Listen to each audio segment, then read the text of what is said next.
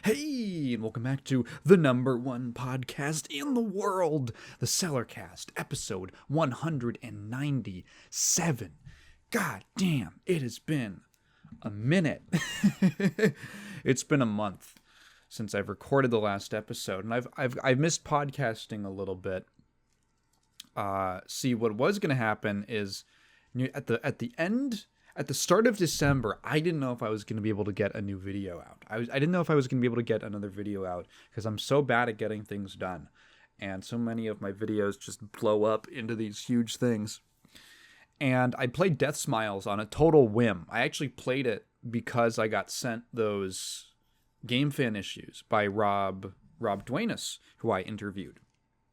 You can check that one out. And there were some ads for Death Smiles, and I thought, I should check out Death Smile. That looks fun. I haven't played a shmup in a while. I haven't played a real bullet hell game. And I played it. I really enjoyed it. And then I found out that the second game was Christmas themed. And I just sat there in my bed thinking, that's weird. Yeah, and it's December too. Wait a second.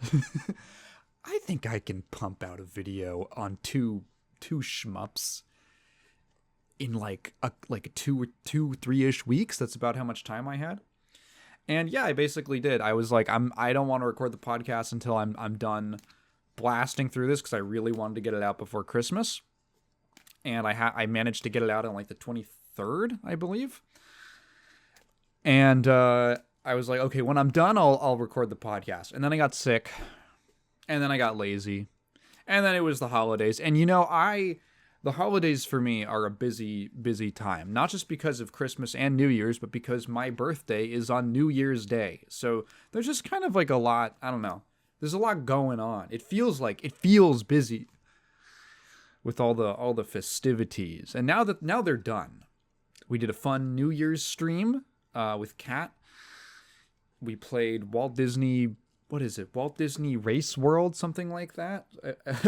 Let's call it Interesting Kart Racer. I had a pretty nice holiday season, very nice and quiet. I got some nice gifts. My mom and my brother both got me sweaters, which is awesome. I'm a sweater guy. I'm a comfy sweater type guy. And what else did I get that's, I think, is worth mentioning? Kat got me a really nice book for my birthday. It's on it's like the history of gaming. I believe it's called Press Start. And I remember we found it at the library, and I'm very used to a lot of books on gaming history being sort of surface level, I guess, like sort of poppy. And I remember flipping through that one and thinking, actually, this is pretty good. This is actually a pretty good, thorough history book. It's on a nice big hardcover binding with color pages and all that. It's nice. So she got that for me for my birthday. She also got me the Street Fighter 25th anniversary like collaboration. It's the tribute art. That's what it's called. It's this kind of big booklet of art that Capcom got a bunch of guest artists to draw, basically like fan art, tribute art for the series 25th anniversary. That's around 2012, and so it's all like Street Fighter 4 era. It's kind of it's neat. It's neat. There's so cute. I'm flipping through it right now. They included they made a crochet Blanca, and they said, yeah, you could put that in there. Oh my god, what the hell are these?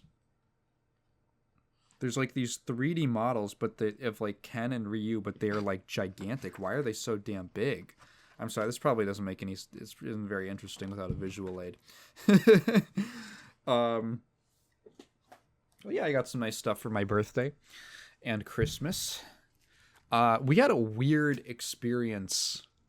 Well, I had an interesting experience a little before Christmas. Kat really wanted to go to this cosplay meetup that was in a park that was nearby to us, and it had been planned on like a Discord server, some like local regional cosplay server. So we show up there, and there were three dramatically different things going on at this park. So for one, there was a cosplay event. That I knew about. What I didn't know was that the entire park had been renovated into a Christmas village. There's pop-up shops, there's food, there's a big Christmas tree as kind of the centerpiece, and then there's all of these other Christmas trees on the lawn that are sponsored by local organizations and families and stuff like that. And there's lots of like holiday shopping things, sweets and everything you'd associate with a Christmas village, which means that there's also families walking around. Now, on top of this, it also happened to be the local Saxophone Christmas performance. So there's also just like 50 people with saxophones in the park just playing Christmas music. And there's like these three groups of people, and I feel like nobody wants to see each other. There's like a family over there. There's a guy with like a furry tail over there. There's an old man with a saxophone over there. And it feels like the TF2 convention, you know? No one really wants to be around the other group. Well, maybe the saxophonists, they want to inflict their sound. So that was curious. And afterwards, we went to a little cosplay pose drawing event. It wasn't really a class. It worked like a pose drawing class, but it was just sort of a thing you could come to. Not a nude drawing. Actually, the opposite, specifically because people are wearing costumes and stuff. And because Kat had a friend who was signed up to be one of the models. So we go there and basically just sat down and drew people doing poses for an hour. And you know what? It was really fun. I actually had a really fun time. I haven't drawn anything in a while. I used to like doodling and stuff like that when I was younger, but I haven't really committed much time towards, you know, the visual arts as my art form or whatever. But I've always found it fun, and I had a really good time just looking at something, because it was something I'm always just doodling something out of my mind, but I've never really had to like look at something and then draw it. And that kind of flexed my muscles in an interesting way. I had this experience where the context, the headspace that I was in order to be part of this event was sort of unique. What I mean is I had this experience where there was this girl who did she did a pose where she was sitting down, and her legs, they were both kind of like bent at the knees, but they were pointed in the same direction. It's kind of like demure pose. And basically what I would do, because I mean, some of the cosplays were very complex and difficult to get all the details on. And we didn't always have too much time to draw each pose. Each person basically picked how much time they wanted to hold each pose for. I think it was like minimum 1 minute. And you had like at least 10 minutes. Some people had 5. So what I would do is basically latch on to whatever the most interesting part of the pose was to me, and then just try to draw that. And I'm like, okay, kind of like the way that she's sitting is sort of interesting, because otherwise she's basically just kind of standing or sitting with her back up straight. And I'm looking at her legs, and I'm just like staring at her crotch for like 3 minutes, trying to figure out how the fuck it works. And I had this kind of moment of self-awareness where I realized that I think in any other context, I would have felt kind of creepy. That would have been kind of weird. But I'm just like staring, like, how does her groin work? Where do the legs go? And it was a purely objective way of looking at a human being and a human body. Like, I've heard that people who draw erotica maybe some of them get turned on by what they're drawing, but I've also heard many people just say that, oh yeah, well, I don't know, I'm just drawing it. I'm just drawing the work. And I could sort of understand that intellectually. And I've had a sort of similar experience with my videos and stuff, you know, with the smut that I make, where I'm looking at it in a much more sort of like detached way, I guess. I don't know how else I would say it. I look at it in a very different way from how a viewer is going to look at a video while I'm making it.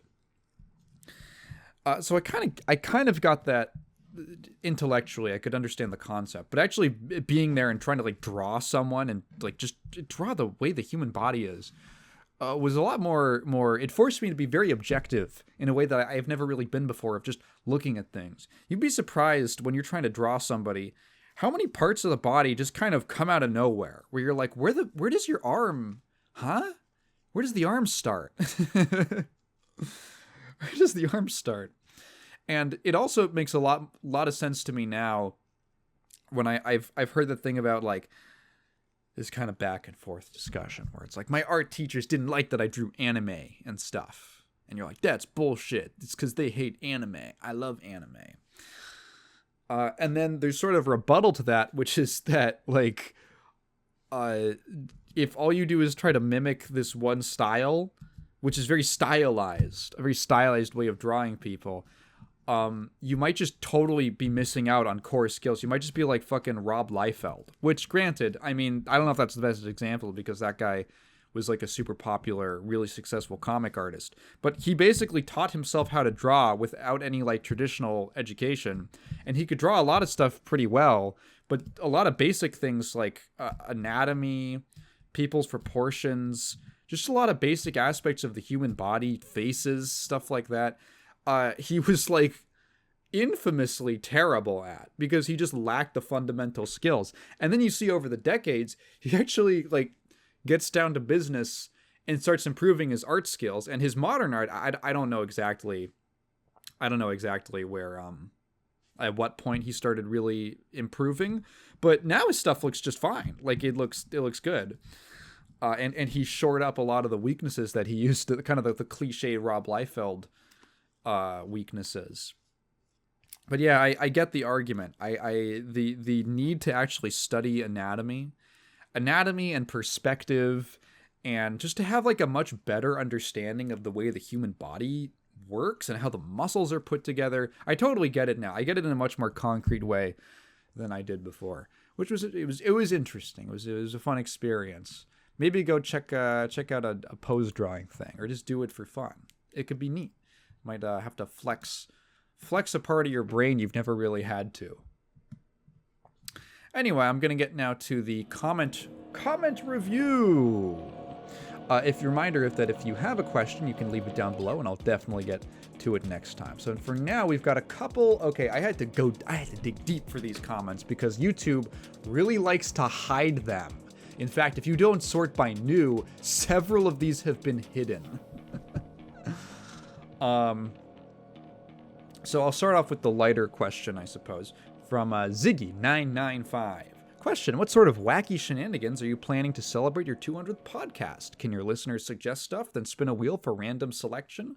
My suggestion to celebrate: prepare the meal known as ortolan, but bigger. Replace the ortolan with a whole turkey and the napkin with a duvet. So I looked up what that means, and there is a French dish called l'ortolan. It's a type of bird, ortolan. The dish is also called ortolan bunting. So basically, they force feed the bird, dunk it in liquor, fry it in its own fat, and eat it whole. Apparently, you would eat it with a cloth over your face which was meant to hide yourself from God's judgment. What the fucking French, dude? What the hell?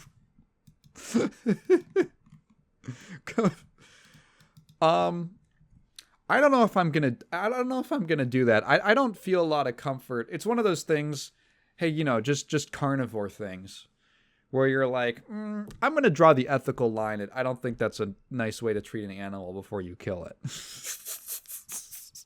I don't know if I'm gonna do that. I didn't really have anything super duper planned for the 200th podcast, because at this rate it's going to be, next December.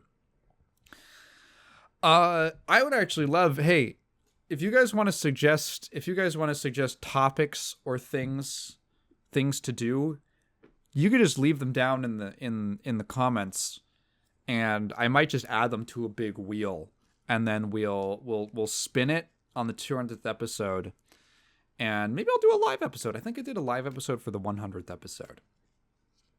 I'll do it. We'll spin a wheel, and I think it's got to be something conversation based, because that's kind of just how the podcast goes. I'll do something. Leave suggestions down below for things you want me to get to.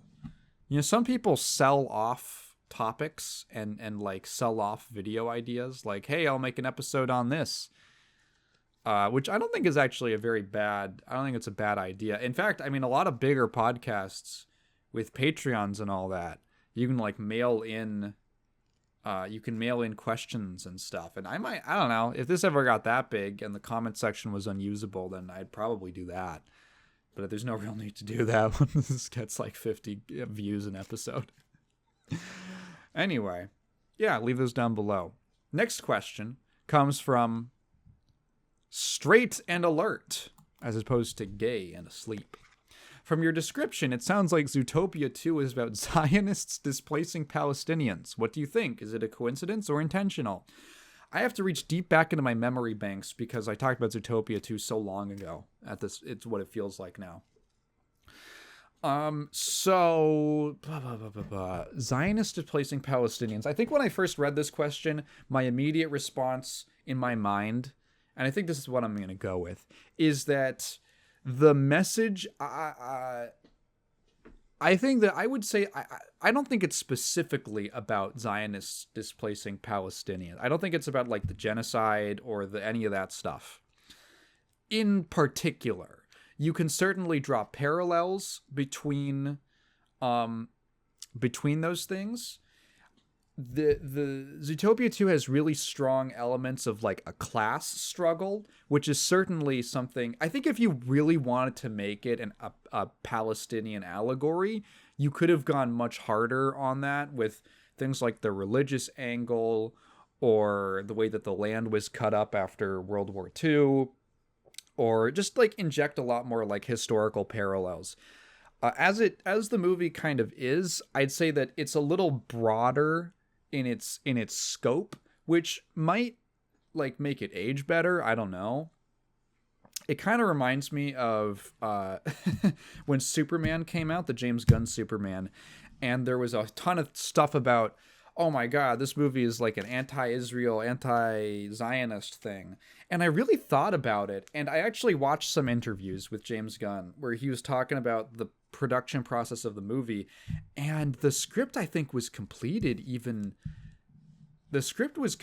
around the time of like the October 7th attack, which was when it really entered the mainstream consciousness, at least in America. And it just kind of didn't line up for me that it would have been that movie was actually about Israel and Palestine. It makes way more sense to me that Superman is actually, if it's about anything, it's probably about Ukraine and Russia. But it's also broad enough. I say about. It's more, that aspect is kind of, it's a floating part of the film. It's not like the real core of it. I wouldn't say it's super, super deep into the themes. It's a part of them. But I wouldn't necessarily say it's about that. Definitely inspired, and I think that's probably what he was drawing on.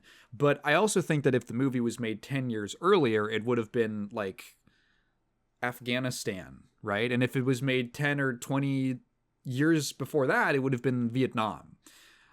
It's just kind of like this is just like a recurring sort of thing that happens, and it's vague. It's a recurring pattern that happens, and it's imparted in a broad enough way that you could probably apply it to something in the future as well. I guarantee you there will be something in the next 10, 20, 30 years that will be very reminiscent of Zootopia 2. So I wouldn't say that it's in particular about the Palestinian struggle. But yeah, that it definitely. Also, I think that like Judy Hopps' voice actress is Israeli or something, which is kind of funny.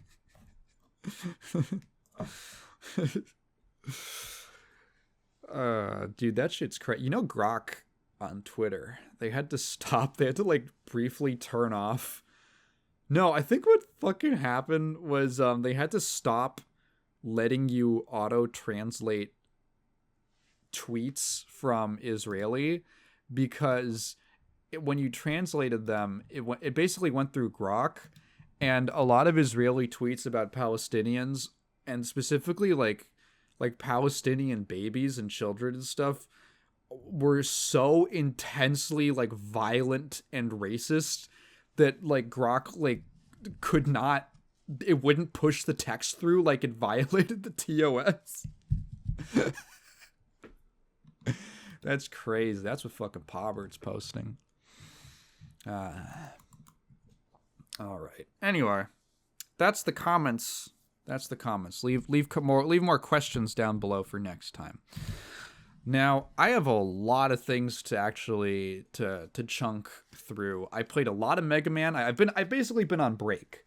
I spent most of the last couple days playing Mega Man games and other stuff that I've been meaning to get to and try out. I bought some stuff on the Steam Winter Sale, although I haven't played it yet, of course. Oh, also, important update. I totally forgot I had a routine dental checkup. I'm not used to going to the dentist. So for the 5th time in my life, I went to the dentist's office today, and they did a scan and a checkup, and I got a teeth cleaning, and I found out that one wisdom tooth that was coming out on the top left of my mouth has a cavity. And I was like, oh, what? Wait, was that there the last time you guys scanned me? And they were like, yeah. And I was like, I feel like you didn't make that clear to me at all, because I would have scheduled an extraction way faster. I would have scheduled it like immediately.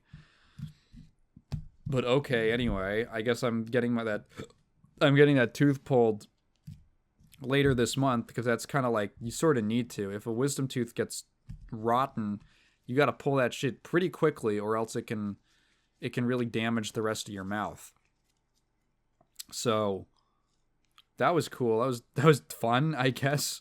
They did that horrible thing where they take like the jackhammer to your teeth, and it's like the loudest, most unpleasant internal noise, because it's literally like your bones getting scratched up. Oh my god, that was awful.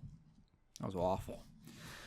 But I'm not that scared of the dentist. I'm not that afraid of the dentist. Cat is. Cat's a little scaredy cat, given the name. She was like, yeah, I'm getting a surgery. And I was like, what? What do you mean? And she's like, I'm getting a teeth cleaning. Because it was really scary to her. So she said it was like a surgery. The guy that the assistant, it's not a nurse, but it's like an assistant. That's what they're called. A dental assistant. The guy I had sort of like he was this kind of like uncomfortable European guy who did my initial like scanning and stuff. He had this really, like, he had an accent, and he had this kind of really mumbly, unconfident way of speaking which is kind of a problem, because he's giving you like medical directions, and he's like, I'm gonna write down on these things. Okay, thank you.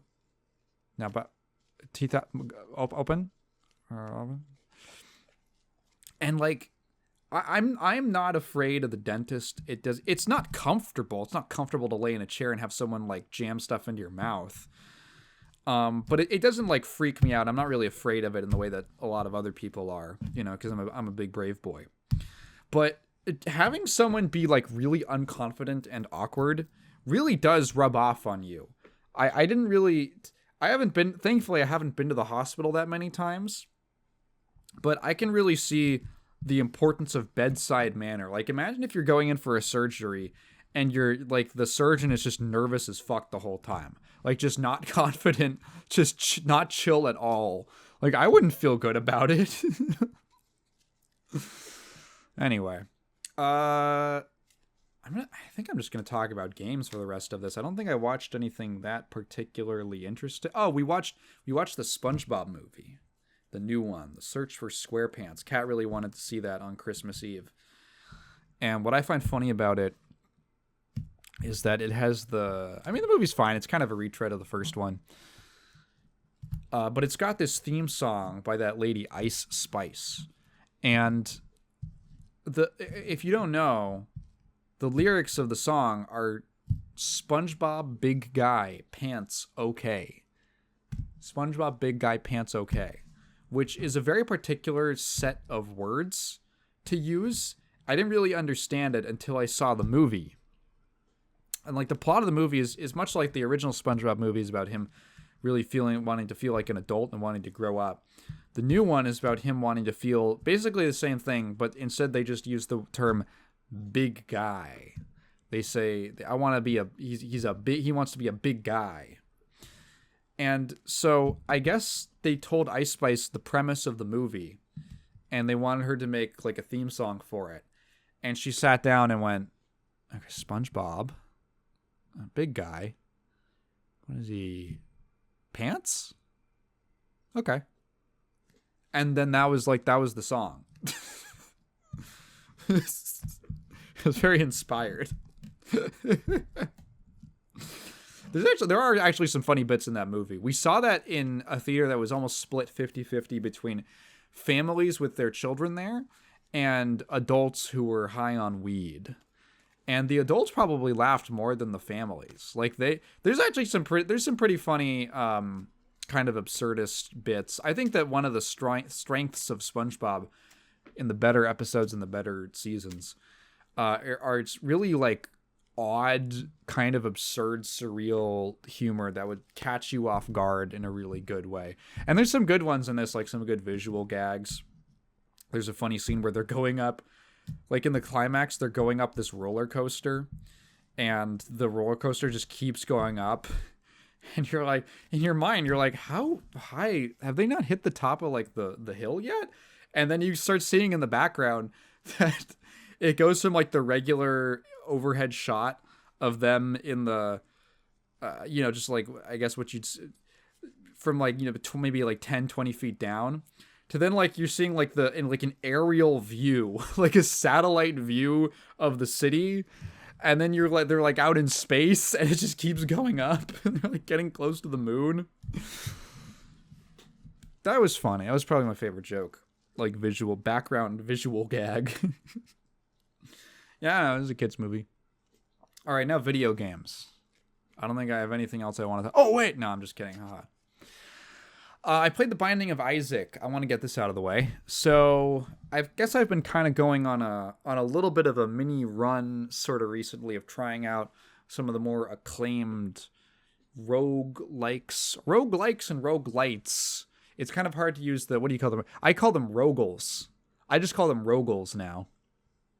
So I've been playing all the rogals that I missed out on. And I finally got around to Binding of Isaac. This is a game like, okay, I have a friend who's put genuinely like 1,800 hours into this game. Just like an absurd amount of time. And I know that some people go fucking gaga for Binding of Isaac. It was also, I think, the first game that really popularized the roguelike structure and the genre. Back when it came out, it kind of revived it.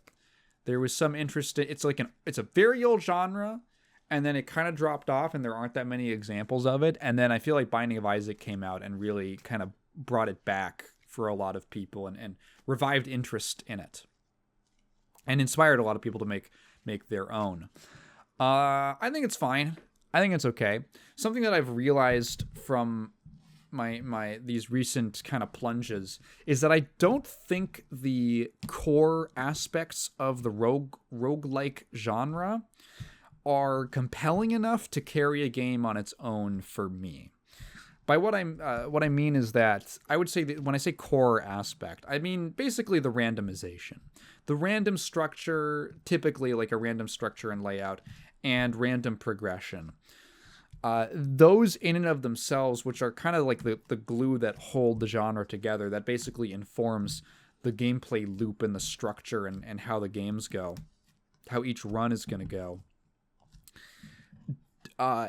is not on its face compelling enough for me to want to dump 3,000 hours into every game that has it. I think what's more accurate, I think that I have a slightly more chilled response to it than some other people, just a little bit more, because I think most people are actually kind of like that. My thinking is that I in my guess, my random guess, and leave a comment if you agree with this or if you think that I'm onto something. I think that for the roguelike genre, a lot of people don't really click with that many of them, but the ones that there'll be like one or two games that they super click with. And those games are the ones that they're going to like dedicate hundreds of hours to. And the reason for that is because if you just like the way that a game plays, then the structure of the roguelike keeps it consistently feeling just fresh enough for you to play it like forever, basically. So for me, I feel that way with like Vampire Survivors and Risk of Rain 2. Those are probably... ROR 2 is my most played game on Steam, which is crazy. It really doesn't seem like it, but it is. And Vampire Survivors is my second most played game, which does feel like it because I've put a lot of time into that game. And I just like the way that like for me, I enjoy the feel of Roar 2. I like the different characters. I like the light sense of meta progression. I think it's just a fun game to play. I think the combat's fun. The exploration is fun. I really enjoy the way that you can get consistently really overpowered in each run. That's really fun to me. It just gameplay that like the core of it is very appealing to me. And so again, that randomization keeps it feeling fresh consistently across playthroughs. And for Vampire Survivors, I just really enjoy. I enjoy how it is such a low input game. It's a very easy, casual game to play. It's a great background game. It's just really chill, and I enjoy it a lot. Plus, it's just got like tons and tons of content. I like the way that the builds work and all the system mechanics work, and I just enjoy that a lot. With something like Isaac, I think I just have like pretty regular complaints about Isaac. I imagine that things that I don't like are pretty common among people who bounce off the game. I don't like the way that Isaac controls with his weird momentum and like friction and stuff. And I think that the basic weapon, the tears, it's like it's like the Doom 3 shotgun. It just goes everywhere. It's just like you can't hit anything with it. I just think it feels really kind of uncomfortable and slippery and floaty, and I just don't like it enough to really want to engage with it for that long. Because other than that, it's like, yeah, you do runs. It's a roguel. You do runs. You get random items. You do runs. Sometimes you really pop off, and then you do runs. And I'm just kind of consistently doing gameplay that I'm not terribly grabbed by. It just feels very unsatisfying and weird to me. Not super like challenging. I guess it is kind of challenging, just weird, and I'm not a fan of how it feels to play at all. So I just kind of bounced off it. I think I played it for like an hour and a half. I also think that speaking of, I think one of the reasons, to get slanderous for a second, that maybe Isaac is so popular is that it was one of the first roguelike games that a lot of people played. And so the novelty of the structure maybe just really got them. Like it really hit them, and that was the first time they played a game like that. The same way that my first real brushes with the genre were with Roar 2 and Vampire Survivors. Yeah, I have played Rogue before, and some of the really old roguelike examples from like the 70s and the 80s. But other than that, as in terms of like a modern, more like fully fleshed out experience, those were kind of the first ones that I really tried. And hey, maybe that's why I have a bias towards them. But yeah, I just wasn't really feeling it with Isaac. The visual style is kind of charming. I say it's really not charming. It's an ugly game. There's just it's kind of cute ugly, right? Everything is scrunched down and squishy and chibi, but it's all depicting really gross, grody stuff. It's all fleshy and dirty, and there's like stains everywhere. There's tons of like bodily fluids, blood and pus and tears and spit up and like fecal matter and urine. There's all this gross shit. There's tons of other weird body juices from like organs and all that kind of thing. A lot of the characters they're like bloody or mangled or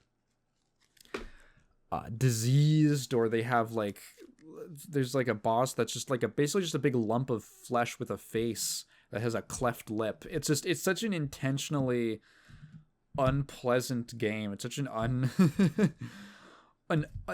many ways an unappealing game, but it has that cutesy simplified aspect that makes it kind of like, it makes it go down a little bit easier.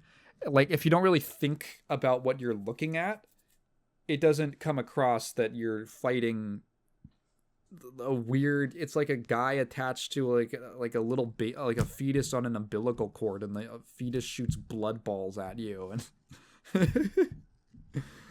and Isaac is like naked the whole time. Yeah, it's a really man, what a 2012 game. Or what is it? Hang on, it's not 200. What year? Isaac, it was a Flash game first. Hang on. Binding of Isaac. 2011. Oh, ooh, sorry. Kill me. I was 1 year off. Yeah, that's my thoughts on Isaac. I don't have too much to say on it. I played Horses.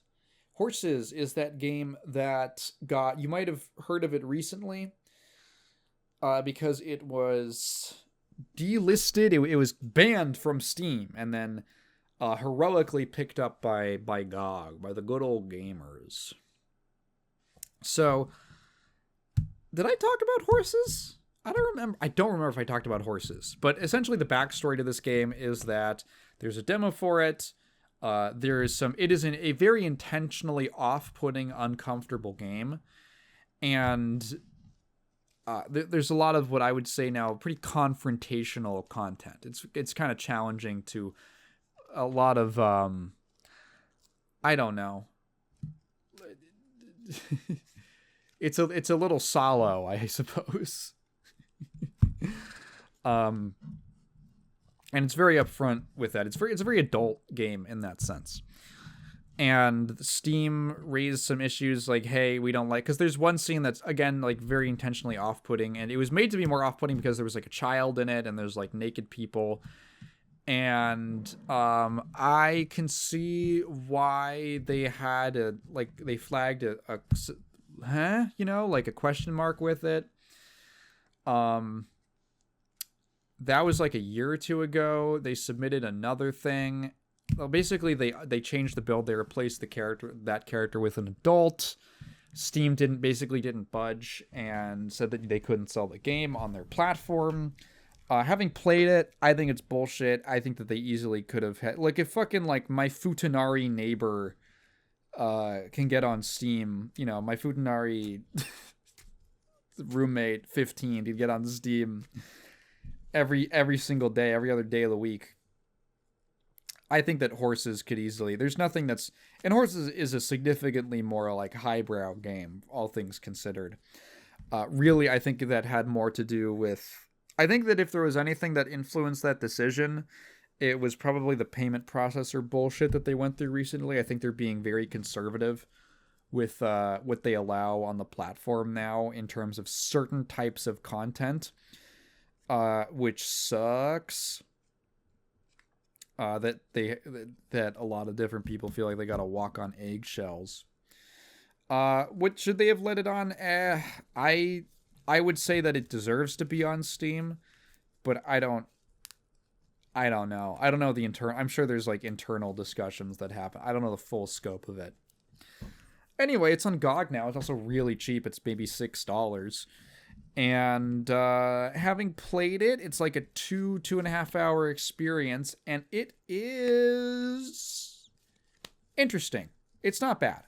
So Horses, okay. This is a difficult game because it's one of those things where it is kind of meant to be very shocking. So I'm going to put like a spoiler warning here that I would say if you're curious about the game, we'll do multiple layers of spoiler warnings. So first spoiler warning, before we get into it, I'll just say, if you're curious about the game and you've got $6 to burn, it is not a total huge disappointment. At least not to me. I would say if you're interested in it, it is worth checking out, and you're like, I'm paying $6 to have a weird experience, then yeah, sure, go ahead.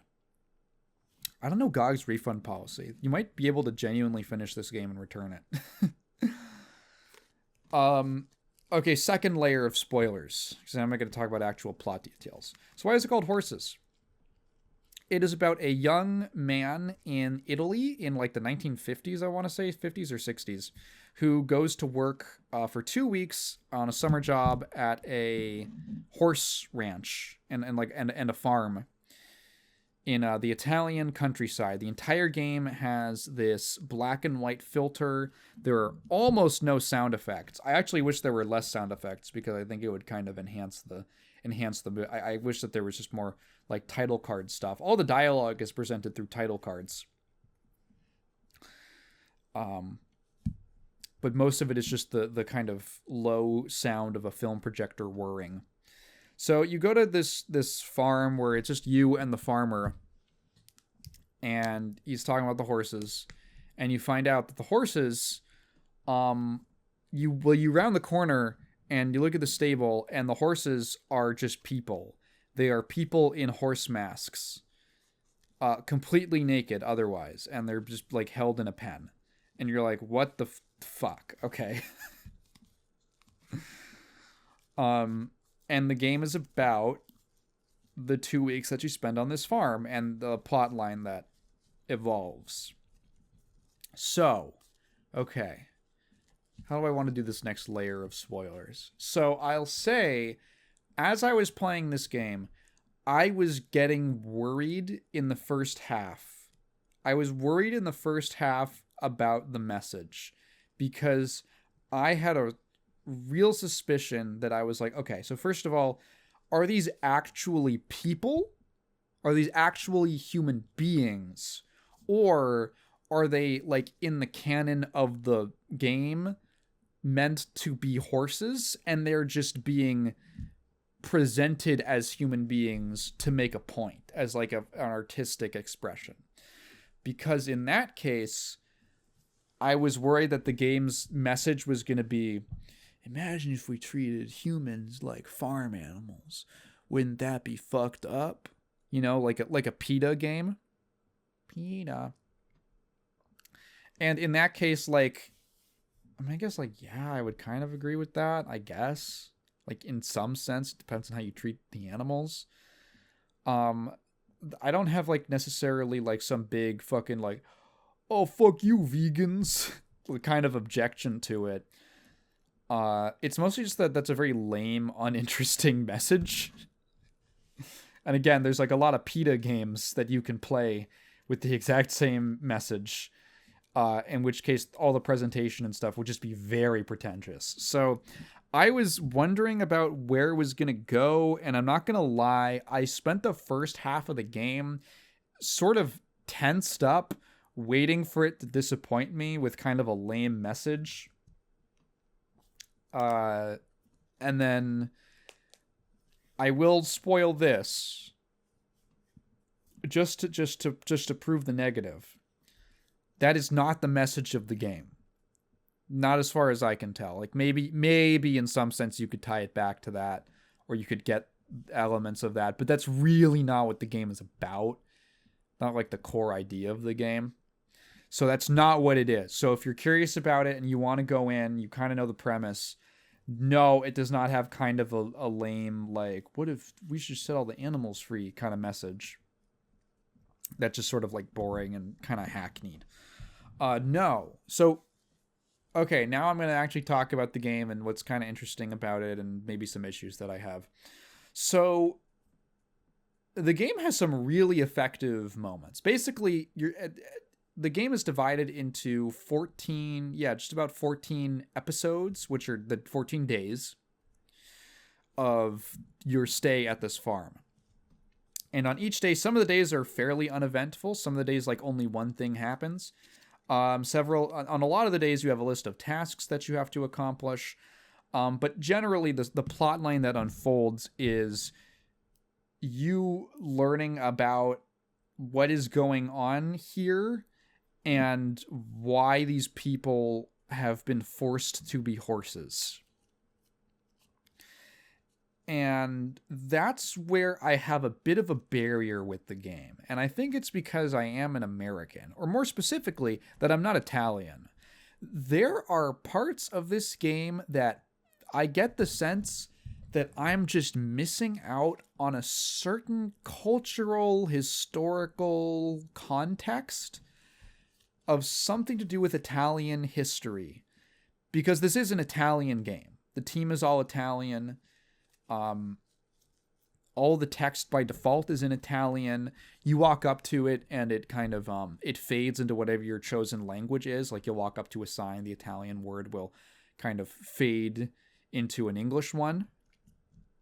But there are things that I just feel like, I don't know. There's a context that I'm not entirely getting, and I would be really curious to know an Italian's perspective on what this game is kind of saying about Italian culture.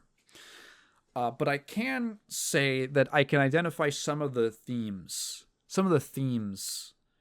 that crop up, namely about like freedom and repression. So you learn very quickly that the horses here are not happy.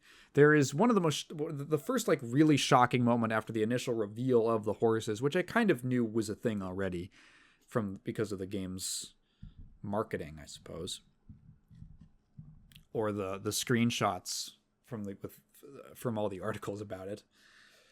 You walk in, you round the corner. It's set up in this way where in order to go to the stables, they're at the back half of the house, or they're behind the house. So you always have to round the corner. And there's sort of a sense of, it uses this dramatic moment several times to kind of throw something at you that you're not expecting. So the first one is you walk around and one of the horses has hanged themselves. And it's like, oh, fuck. Oh, shit. Oh my God. And you have to bury him. There's another one. The farmer has this dog, and you walk, you like feed the dog a few times, and then you round the corner, and the dog never comes out of the doghouse for the first few days. You never see it outside of the doghouse. Then you round the corner, and it's just a guy. It's a man. It's a man wearing a dog's head mask, also completely naked besides that. And that got me. That made me go, oh, okay. There's several moments like that where something genuinely pretty shocking and off-putting happens. Essentially what you discover is that the farmer, man, it kind of unfolds in sort of piecemeal ways. There's like a horse that tries to talk to you. The farmer doesn't like it when the horses have sex with each other. You sort of have these like dreams or these moments where you walk outside and the horses are like watching. They're like all set up with a projector and they're watching a film of horses running free in the wild. Lots of like weird imagery and stuff like that. And it's like, it's hard to talk about the game without just like going through it in order and like what you learn. I'm just trying to figure out like what the best way is to even discuss it. When I say it has themes of freedom, basically you kind of learn this backstory that the farmer this is like a family business, and his father raised him with this extremely strict, oppressive, repressive religious upbringing. And specifically, he seems to have a lot of hang-ups about sex and sexuality. You go into his room a few times when he kind of stumbles drunkly out of the house and leaves the door unlocked. And you find these journal entries about his parents and his parents having sex and him having like what seems like a crush, like being in love with this girl, and then her fucking some other guy. And then you go out to the little graveyard that they've got, and those two people, like their name, it's like Bianca and some other guy, and they both have graves. And I think like he turns them into horses or something. And basically what the reveal is, the big reveal is that the farmer has this kind of weird psychological thing where he cannot accept his own sexuality or sexual urges, and he resents them in others. He's kind of ashamed of them because of how he was brought up, and he resents the sexuality of others. So he basically takes them and does this whole brainwashing process of like putting the mask on them and injecting them with this serum, this mixture of like different horse bodily fluids, and then like brainwashing them in front of a screen to turn them into like docile animals, basically. And when he's drunk, these kind of inhibitions come out, because as he stumbles out of the house, he's like almost completely naked, wearing a horse mask, and he's got this weird like chastity cage thing on. It's like what is it? I don't know what I'd call it. It's like a trunks. He's wearing like these trunks with like a lock on it, and he'll go out and just like look at the horses fucking, and just like he can't like masturbate. He'll just like he basically just grabs the trunks and just like violently jostles them back and forth to like stimulate himself. So there's this like really intense, aggressive, violent feeling like sexual act, but it's behind this like lock, this actual literal repressive barrier. And like the sense that I get from it is that the game is kind of, if I had to give an analysis without knowing maybe some of the history that it's touching on, it reminds me a lot of, it's like religious sexual repression. The scene where you finally get it confirmed that they are not real horses, and that it isn't just like a creative illustration, is the scene that got the game initially in trouble, where they had to replace the character with an adult woman, who honestly I think works better because she has a very creepy looking face. Essentially, these two people come, like this rich guy comes with his daughter, his adult daughter, and she goes riding on one of the horses. And you basically have to lead her around while this horseman is carrying her on his shoulders. And she's talking to you in this kind of moment of privacy. And she's like, these aren't real horses. And she explains it to you as these are people who have impure or regressive, inappropriate beliefs. That's what she calls them. So there's this kind of implication that these are people who don't fit into the social fabric, perhaps because of their sexuality or their political beliefs. It's never made entirely clear. But that this structure, this kind of paternal structure, this self-repressed paternal structure, which the farmer represents, inflict the misery of their own repression on people who are different and who break outside of this of their own self-oppressed mold, and they impinge on others' freedoms. And you see this a lot with all those goddamn priests who are pedophiles, or all those anti-LGBT lawmakers who love having sex with the same sex, as DMX would say, or trans people, trans prostitutes and stuff when they fly in for the Republican National Convention and that kind of shit. People who have their own. There are just so many goddamn people who have this need to kind of fit into a conservative ideal of who they should be, despite the fact that it doesn't really affect anyone around them. It's just this like, it's just been like mandated to them that this is the way they need to behave. Even something as honestly pretty harmless as sexuality. And then that misery is inflicted on other people. Other people have to suffer for their own suffering.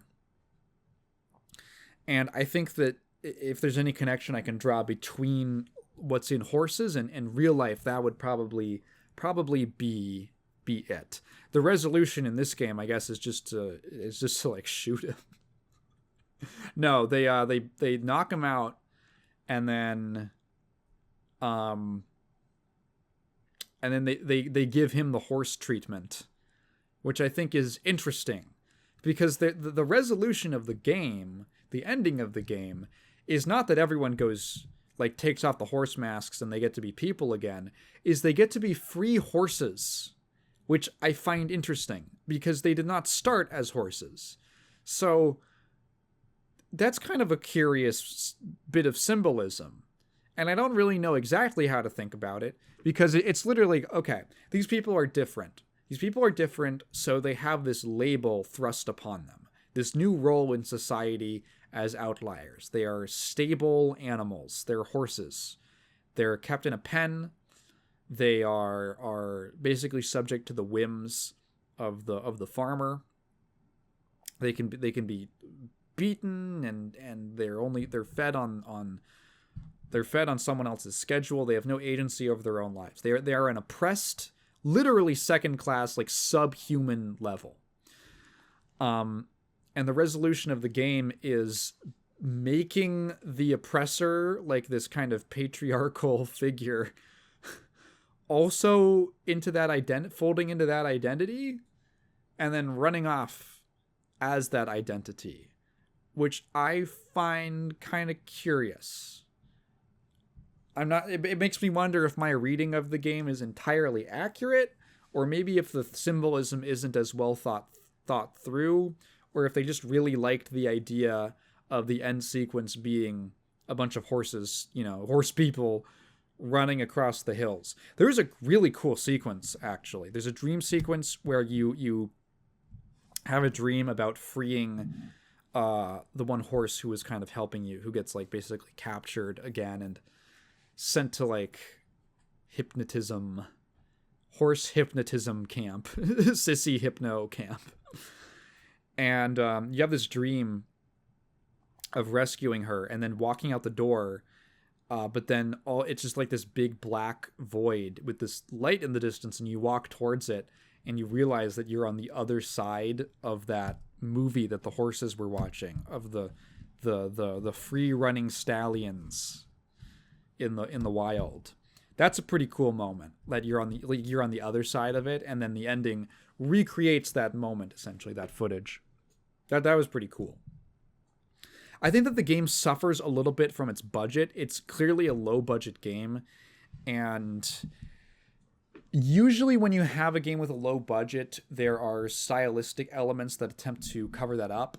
Something like a pixel art style, which requires maybe like not as high fidelity. I feel like it's way easier to make ugly looking 3D than ugly looking pixel art. Does that make, like, do you kind of get what I mean? I feel like there's just so much more going on in a 3D game with lighting and polygon count and aliasing and stuff. The first shot of this game is a view of the main character, who's usually in first person, but it's a view of him. It's like a medium shot, and the strap of his backpack is clipping into his shirt, like visibly clipping into it. Like, it's not a very good looking game, and not in an intentional way, in like a very budget feeling way. The character models look very wonky and weird. I think some of it might be intentional. Like the farmer, I think, is meant to look creepy.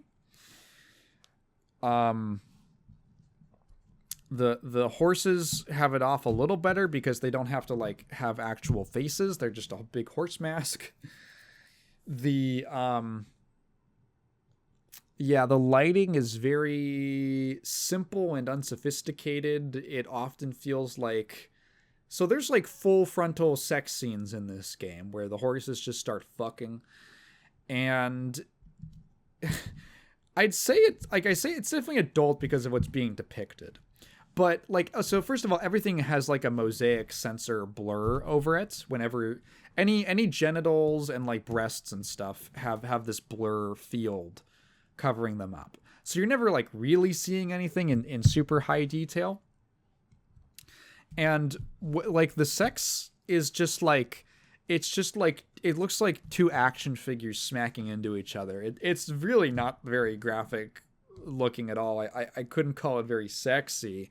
Well, I mean, given the circumstances, I don't think it is very sexy. It's just maybe not that arousing.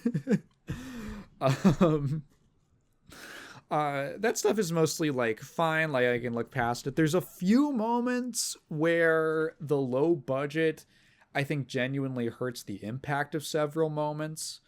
The most striking one to me is the first time that the lady horse, I think her name is Linda? I forget what her name is.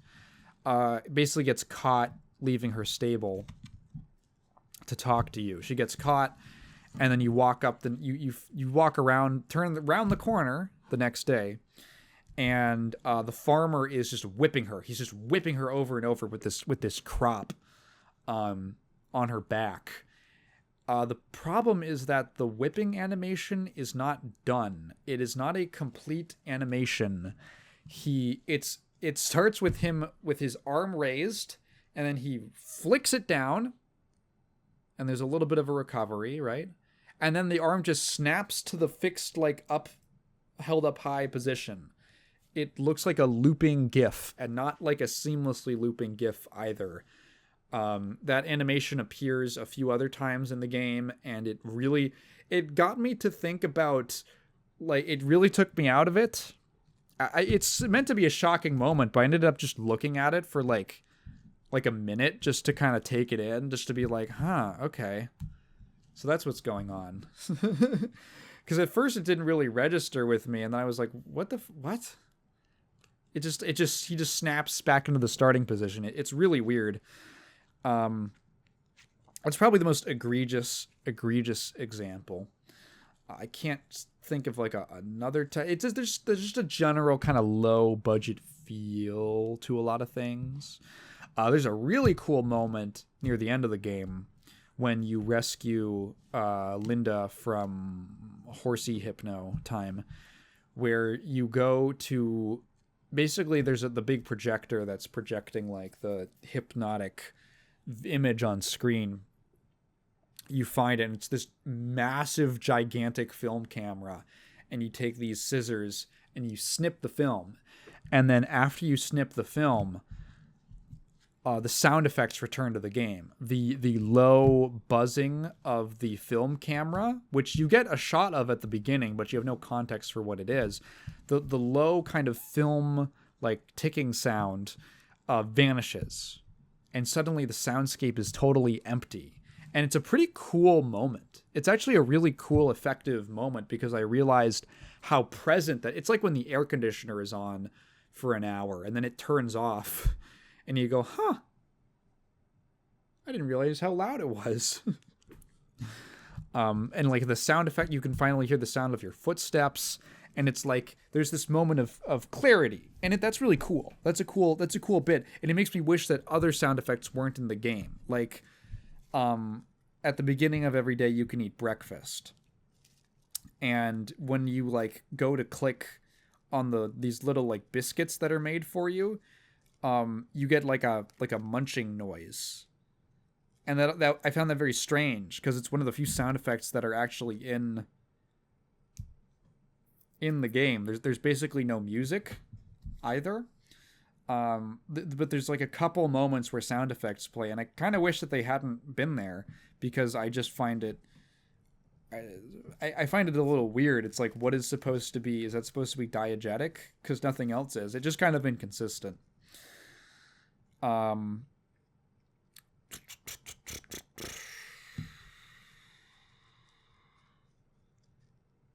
Anything else? Anything else about horses? It's a cool game. It's an interesting game. I think it's definitely worth playing. Thankfully, I believe they made their money back on this, thanks to the GOG release. I think I would recommend checking it out. It's cool. Or maybe play. You know what this reminds me of? It really reminds me of like a 2010, 2011 Let's Play game. Something that someone would play for an episode or two. Because it feels, I don't know, for some reason I get this vibe off of it, like one of those indie games, you know, when indie games were really big to play on YouTube. I guess they still are, but there was this big Let's Play thing, and specifically with like really shocking, crazy game. I can just picture the 2011 YouTube like Markiplier thumbnail or something like that.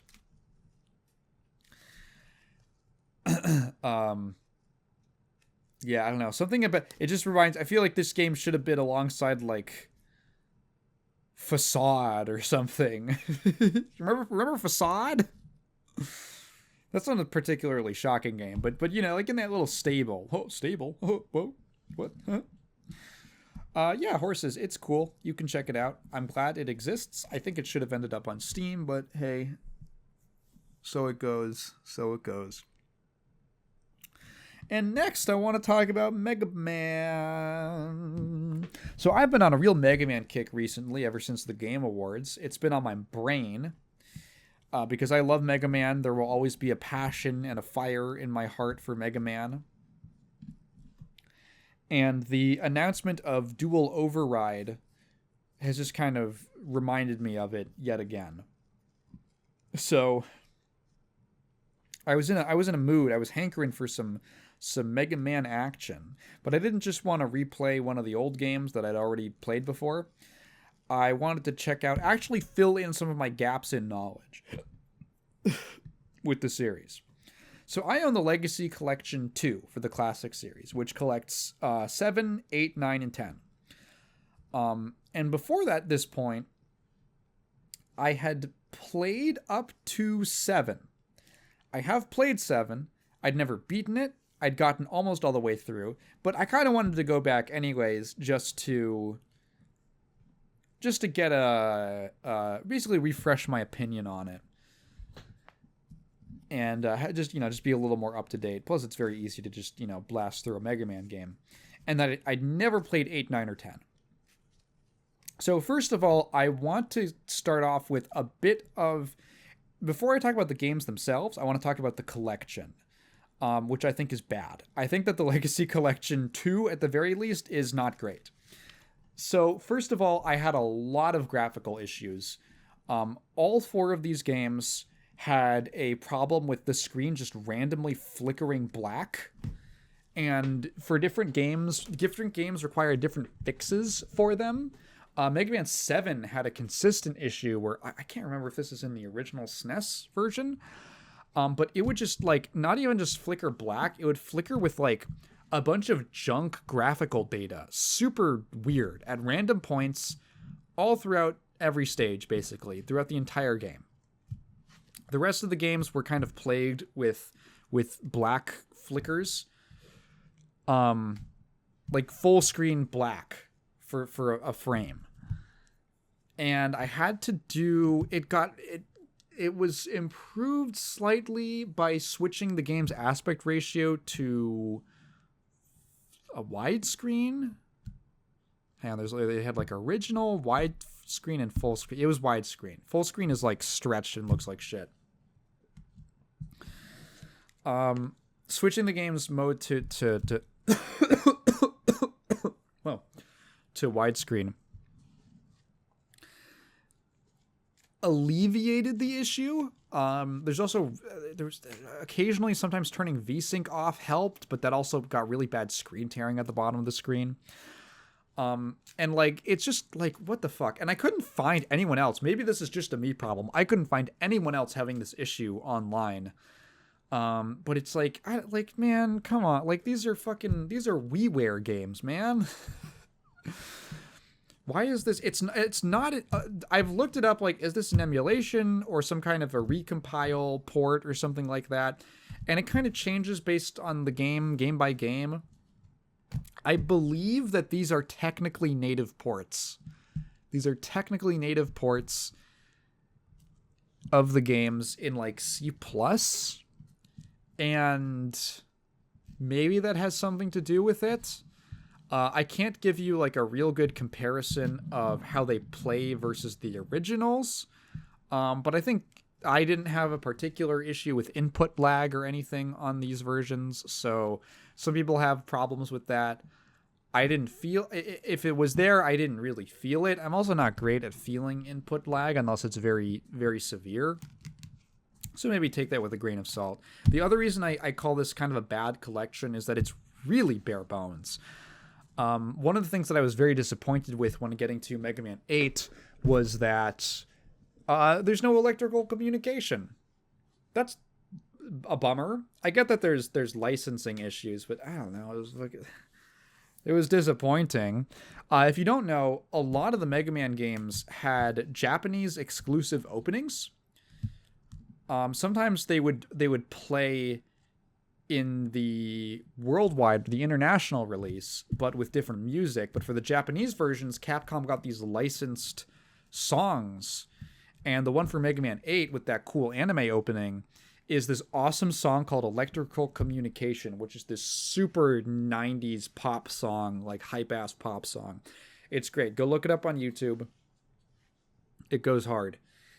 And in the international release, it was replaced by a kind of whatever instrumental. Not even an instrumental version, just an original instrumental. Which is fine. It's okay, but I love Electrical Communication. I get that there's probably licensing issues. They don't want to pay for it. They don't want to renew it. But it was kind of a bummer. I thought it's kind of, in terms of collection only features, there's like a gallery. There's a gallery, but you can't watch the openings. You can't watch the opening to like Mega Man 8 in there. Why? I don't know. It's just a video file. I think that the exclusion of Mega Man and Bass is a real miss. I get that it's not technically a numbered title, but it is for all intents and purposes a mainline series game. It is basically Mega Man 8.5, and it lore-wise bridges the gap between 8 and 9. It explains why Bass is playable in 10 and where he goes in, but why isn't he in Mega Man 9?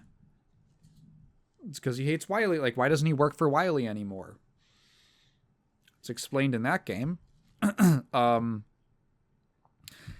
They did, they could have included the Game Boy Advance version of Mega Man and Bass as well. Like, fuck it, But no, it's just this really bare bones. It's 4 games in a collection. I got it on sale, but just like it shouldn't have been split into 2 in the first place.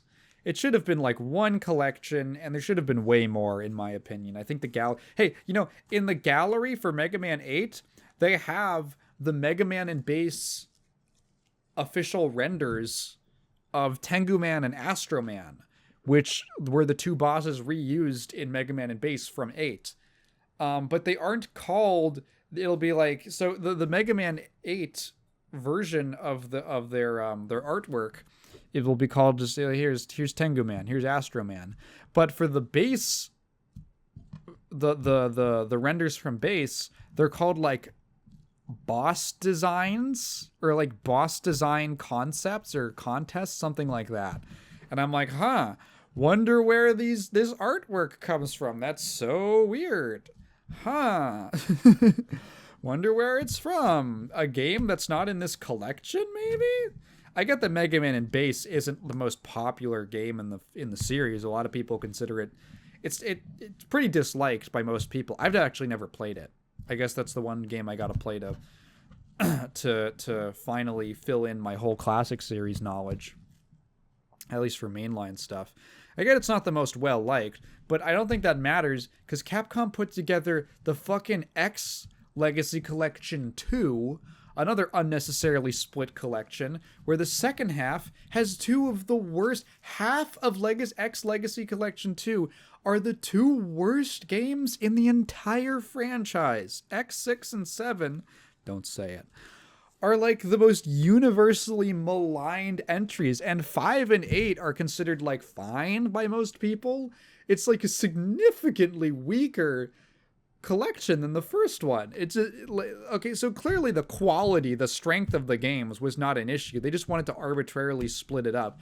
Also, those X Legacy collections should have had the extreme games. I'll stand by it. I'm not going to ask them for, like, I think including like Command Mission. Command Mission might have been a little much. It would have been awesome, but it would have been a little much. But hey, they didn't have extreme? Why not? Hey, they didn't have Maverick Hunter X? Why not? I don't know. Like, I just feel like these collections are kind of... I just think that they're kind of bad.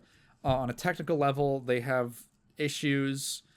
On a content level, they're extremely bare bones. Oh, sorry.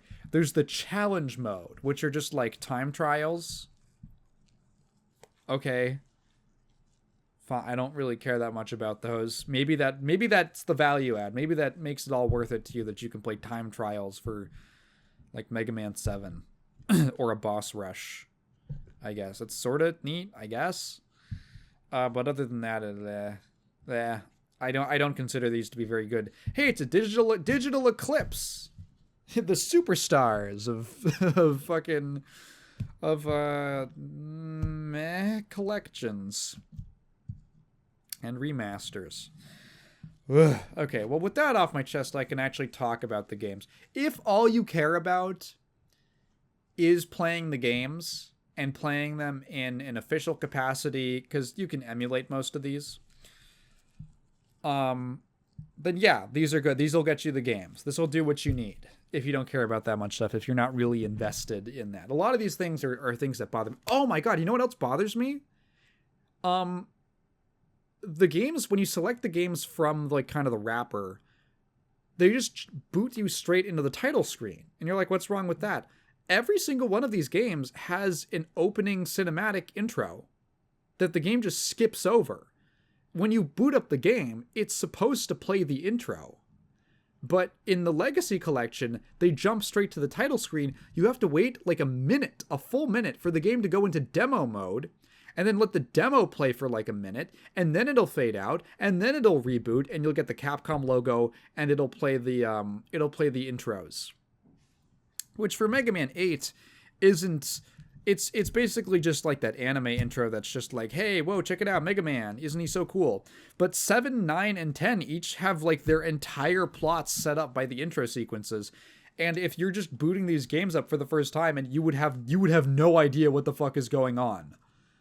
Just like, oh my god, like, just not a lot of love put into these at all. They feel very, well, mechanical. Cold and mechanical and robotic. So yeah, I do not like this collection. I don't think it's very high quality. But if you just want to play the games, it's there. Honestly, emulating them is probably a much better experience. I don't know if... I guess you can emulate 9 and 10 on Dolphin pretty easily. Okay, so let's talk about Mega Man 7. So 7 is a game that is kind of miraculous in its existence. It was infamously made in about 3 months, and you're like, wow, 3 months? And then sometimes you're like, oh yeah, 3 months. This game was considered kind of bad to dog shit, or even just like meh for the longest time. And I think I want to talk about for a second the fact that Mega Man as a series has taught me not to really believe the consensus on anything. To always take it with a grain of salt. Because people will form an opinion, and especially a mass opinion, for really shallow, bad reasons. Mega Man 7 came out at a very unfortunate time, because it came out after Mega Man X. X was seen as this massive leap forward. Not only is it on a 16-bit console, it's the first 16-bit Mega Man, it's also a new series. It's darker, it's a little grittier and more mature, there's more plot, and mechanically it's a massive evolution. You got like the dash and the wall slide and the wall jumping, there's the armor parts. X is just such an expanded, like boosted experience from the previous games that it makes the classic Mega Man games, to a lot of people, look kind of simple and quaint, and like, we're done with that now. Um, I think in retrospect, that's the strength of the classic series. The classic series is some real straightforward, good old precision platforming, run and jump and shoot action. That's all you're doing. It's like it's wonderful in its straightforwardness and its simplicity. To the extent that I kind of prefer replaying like the classic series games over the X games. I just kind of like I like that straightforward experience a lot. I find them very easy to jump into. And then so like Mega Man 7 comes out and it just looks so much more primitive. And it's like, okay, well, it's Mega Man doing the usual Mega Man thing. It also had a much, I guess, kiddier art style. It's not as gritty as X is. But I think Mega Man 7 looks pretty good. I think it looks very good for what it is and the actual aesthetic that it's going for. It's very much an evolution of the series art style that had kind of started around Mega Man 4. If you look at the illustrators, like the main illustrators for each Mega Man game, the lead concept artist on the first 3 games is obviously Keiji Inafune. And his style is very Astro Boy inspired. I think the characters they're kind of blobby. You know, they're kind of yeah, I guess the Mega Man's like a little squat. He's a little chubby, I guess. He's like very cute and squat and soft looking, and everything's just a bit squishier in those first 3 games. If you look at their concept art, starting with Mega Man 4, the series got a new like kind of main concept designer. Who I'm looking at the Capcom credits. Their credits, like, nothing was standardized. Like, titles in the industry were not standardized, so they have things like scroll design. What the fuck is scroll design? They mean the people who do the background graphics. They do the stage graphics. Let me like double check this real quick. Okay, so I believe it was Kazunori Tazaki, and he's the one who kind of pushed a slightly more, I guess, like a more updated for the time, as opposed to the really Astro Boy kind of look, kind of an inspiration. His designs are a little lankier, a little sleeker looking, probably the more iconic, more fleshed out look of Mega Man that the game's adopted from 4 through 6, what most people usually associate with the series, that kind of art style depiction of the character.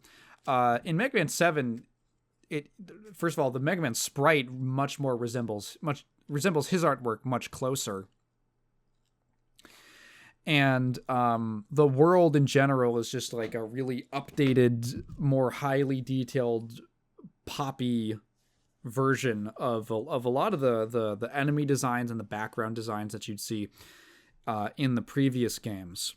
I think that in general, 7 is a pretty solid game, but it does have a real wonk factor to it. Just some parts of it don't feel like they had enough time in the oven. Some of the weapons, let me like pull up. I'm gonna like look at all the goddamn Robot Masters just to like keep everything straight.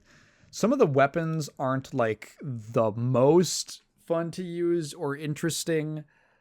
Some of them are just kind of awkward. There's some cool ones in there. I really like the Slash Claw. I think it's really cool that they figured out how to do a melee weapon finally in the series after multiple failed attempts with like the top spin and the power slide. Or the charge slide, whatever it's called. And Slash Man's weapon, the Slash Claw, is basically just a very short range projectile. Great, we figured it out. That's how it works. I really like, even though it's so simple, I really do like the extremely short range, high damage attack. That's something that the Mega Man series was kind of missing a really good one for in previous games. I think it has one of the best shield weapons in the series. Junkman's shield is awesome. It's really fun to use because it pulls junk, like all these separate projectiles in from like the outer edges of the screen, and then they start swirling around you, and they deal like multiple hits. and it lasts like a really long time. It's like a really good feeling move to use, and it kind of serves as almost like a mild screen clear due to the way that it kind of like hits all over the screen basically when the junk pieces fly in. There's some other just like fun, interesting things like Noise Crush. Shade Man's weapon is really cool. The idea that you shoot a projectile and then you can absorb it, and that'll make it the next shot like super powered up. That's a cool idea. It's not the most useful. There's not many times that I actually find myself using it. It's not very. It's maybe like generally a little better, but it requires like some setup. That usually means that the Mega Buster's charge shot is just a better option. The Wild Coil is like a weird, kind of weird. It's sort of neat to have like this sort of physics thing that bounces in both directions. You can also charge it up. They get into charging up weapons from this point onward. I guess you could do that in some of the previous. You could do it with like Heatman's weapon. I don't think you can do that with like any other weapons. I don't think you could charge up anything else in the previous games. No. Cloudman's weapon is just like a really boring. You just shoot a projectile forward. The freeze cracker is just an ice freeze projectile. It's fine.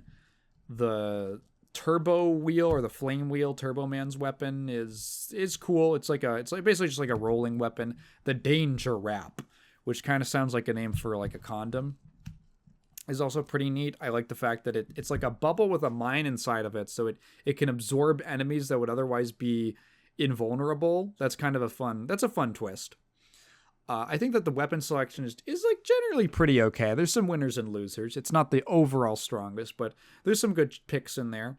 I also think that the stages are a little hit or miss. Little hit or miss for me. Some of them I think are pretty fun. I actually think that like most of them are pretty good in the first half. This is the first game to introduce the 4 then another 4 structure, kind of like the 2-phase structure that a lot of the other Mega Man games implemented after this. Like the X series got into this. Mega Man 8 does it as well, where you only get 4 Robot Masters to begin with, and then you unlock the next 4. I lost my train of thought. But yeah, like those first 4 stages all feel pretty good, and then the next 4 have like, I think the idea was to make them more difficult because it's like the next half of the game, but some of them just feel like really dumb. Fucking like Slash Man stage is for the most part actually pretty fun, but I goddamn hate the opening on these stupid logs. These stupid logs that are like they go down a waterfall. They roll over the top of this waterfall,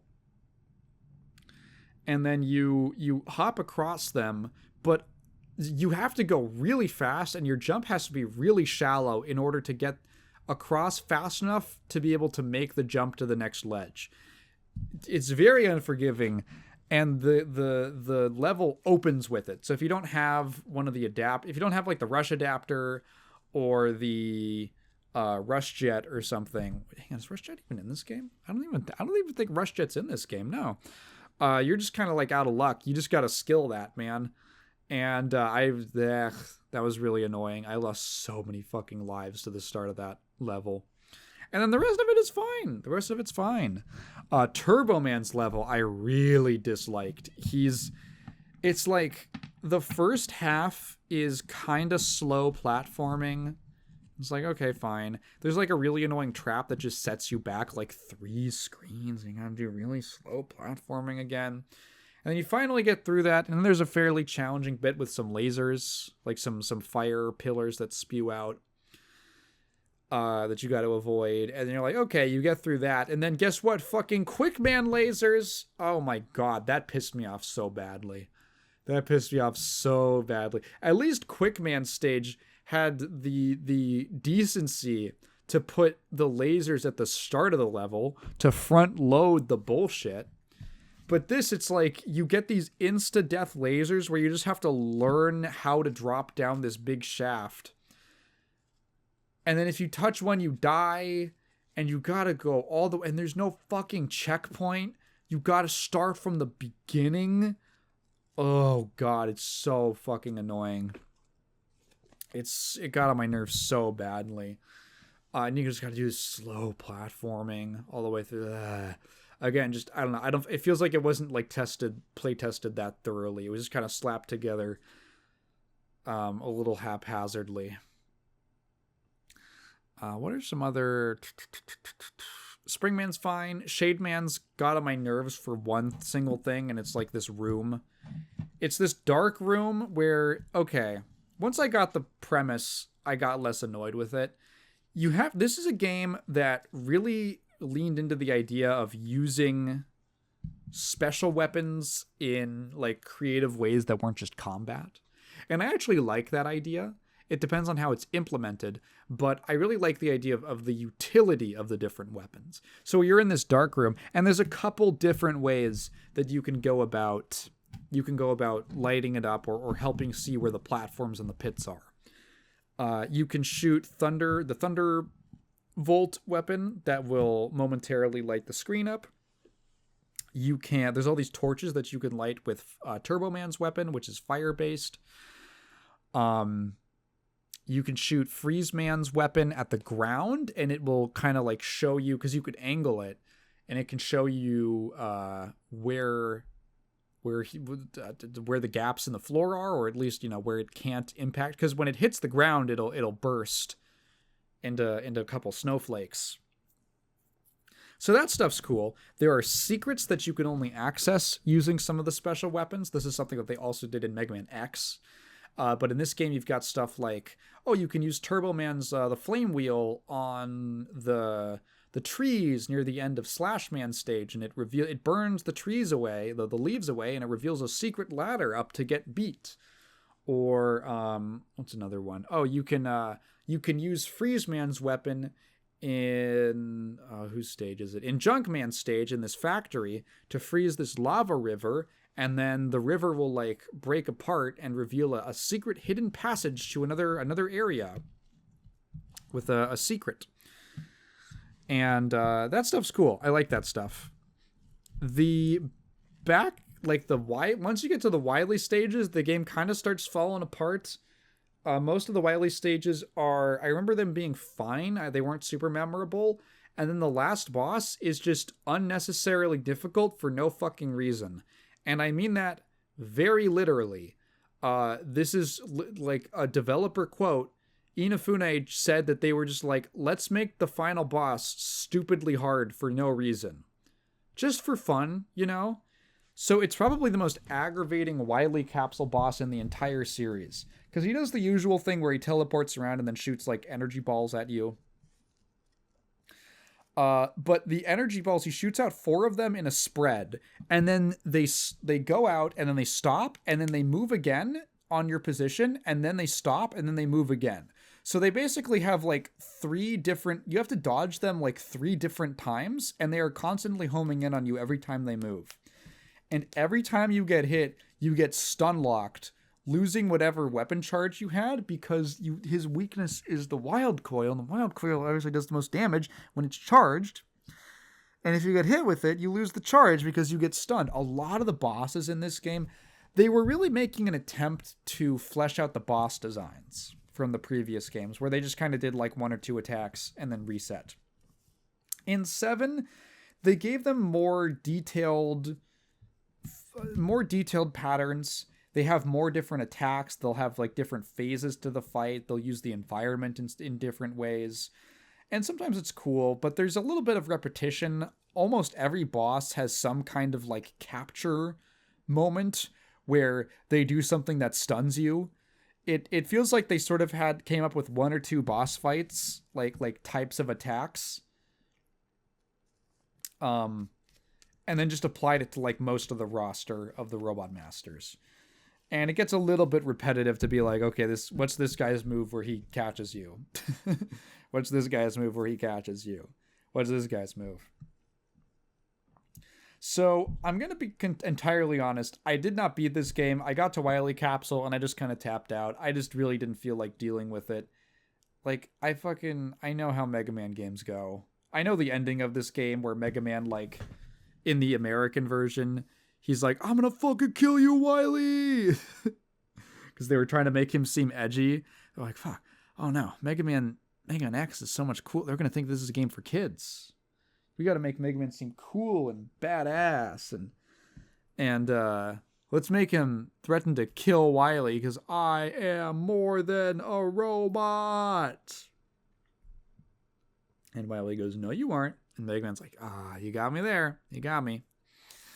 But this is overall a pretty cool game. Oh, and I have to mention, it introduces bass. I absolutely love bass. I think I've mentioned this in a few other videos. Bass is like one of my favorite Mega Man characters. He is the Shadow the Hedgehog of Mega Man. But he's so cool, dude. I know that he jobs and he loses all the time. Every time, like I mean, he kind of has to. He's a boss fight in multiple games in the series. But man, Bass is just so goddamn cool. He's like a predecessor to Zero. He's like black and yellow and purple. He's got like the crazy tear streak, like purple tear streak makeup. He's so awesome. I love Bass. I have a poster of Bass in my room. Definitely one of my favorite characters. And this being his first game, does give it like a bit of a special place. You know, I'm glad that this is the one that introduced him. It's funny because I love Bass so much. I don't know if I super love any of the games where he's playable in. Funny enough. But yeah, he's probably definitely one of the more substantial additions to the series, and kind of rounds out the Robot Master, like the non like regular boss Robot Master cast. It's cool for Mega Man to have kind of like a Shadow the Hedgehog. I guess they kind of tried. There's like Quint. I think Quint is so lame. Quint is so fucking lame. There's Rockman Dark, who's like Quint. Yeah, that's basically it. It's not a very strong, not very strong showings until Bass came out. But I think in general, Mega Man 7 is a pretty cool game. I think it's relatively fun. The stages are, for the most part, pretty cool. I will say one of the things that makes the game feel very different from the NES games is that everything's like really big. all the sprites are much bigger. Mega Man's really big. Everyone talks about how big Mega Man's Super Nintendo sprite is. And that combined with the small aspect ratio leads to some of the stages feeling a little bit cramped. They were smart about it, and the game is mostly designed around the size of everything. So I never really had a moment besides maybe those stupid logs in Slash Man stage where I felt like the screen crunch was an issue. But it is definitely worth noting, and it makes it feel a little different from from the rest of the series. Oh yeah, this is also a game where bolts are introduced. Bolts and like auto. There's a lot of stuff introduced in Mega Man 7, honestly, and I think it's actually really good. Like bases from this game, autos in this game. Every future Mega Man game after this would use bolts as these kind of collectibles. It's basically like a classic series unique thing that you collect this currency and these bolts, and then you can buy upgrades in between levels from Auto Shop. So that's cool. Most of the upgrades are pretty standard Mega Man stuff, so there's not like too much to say on that front. But it's like a neat, nice little like aspect of the collectibles. Oh, I forgot about I wanted to mention Cloudman stage has this cute little moment where it references like some Mega Man 2 stuff. Specifically Woodman stage and Airman stage. There's very direct homages to their levels in that. And it's got that cool like weather manipulation stuff. There are these weather control robots that you can hit with different weapons, and it will change the weather, which is really neat. Kind of reminds me, I believe in Mega Man X2, in what's that sea cucumber guy's name? I forget his name. His level has a similar kind of gimmick going on with like these weather changing orbs. That's cool. Yeah, I think 7 is good. It's definitely way better than a lot of people gave it credit for. It's just like a solid, pretty fun Mega Man game. It's got its moments where I go, yeah, this was made in 3 months. Where it just like, fucking come on, man. And that moves me on to Mega Man 8. Definitely the most maligned entry in the series, besides Mega Man and Bass, I guess. You know, funny enough, I always knew that this was actually Kat's favorite Mega Man game. And I never really knew why until playing it. I've always heard this game was really bad. Like people, oh, this game's shit, you know? And again, I think that this game suffers a lot from the time and place that it came out. It is a... there's a Mega Man oversaturation thing. In many ways, I think the series was being overshadowed by the X series. It's also a fully 2D game on a 3D console, which was considered very behind the times. And I think that led to a very shallow, also like the voice acting's bad. There's like these kind of sort of shallow perceptual things that led to a lot of people just being able to easily point at Mega Man 8 and go, haha, look at that, it's bad. Who cares? That game's shit. It's got a soccer ball, it's stupid. And the voice acting and I honestly I don't even think that many people played it. So much to my surprise, I did play Mega Man 8. And you know what? I think this game is great. I think it's honestly, thinking on it, it might be one of my favorites in the series. It really grew on me. I kind of love this game. So first of all, I just mentioned the graphics. Mega Man 8 is a gorgeous game. Aesthetically, this game is beautiful.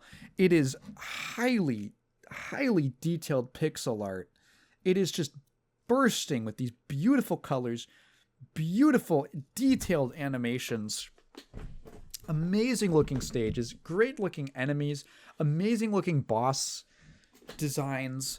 It is a visual feast. There is so much variety. It's just fucking awesome. It's such a nice game to look at.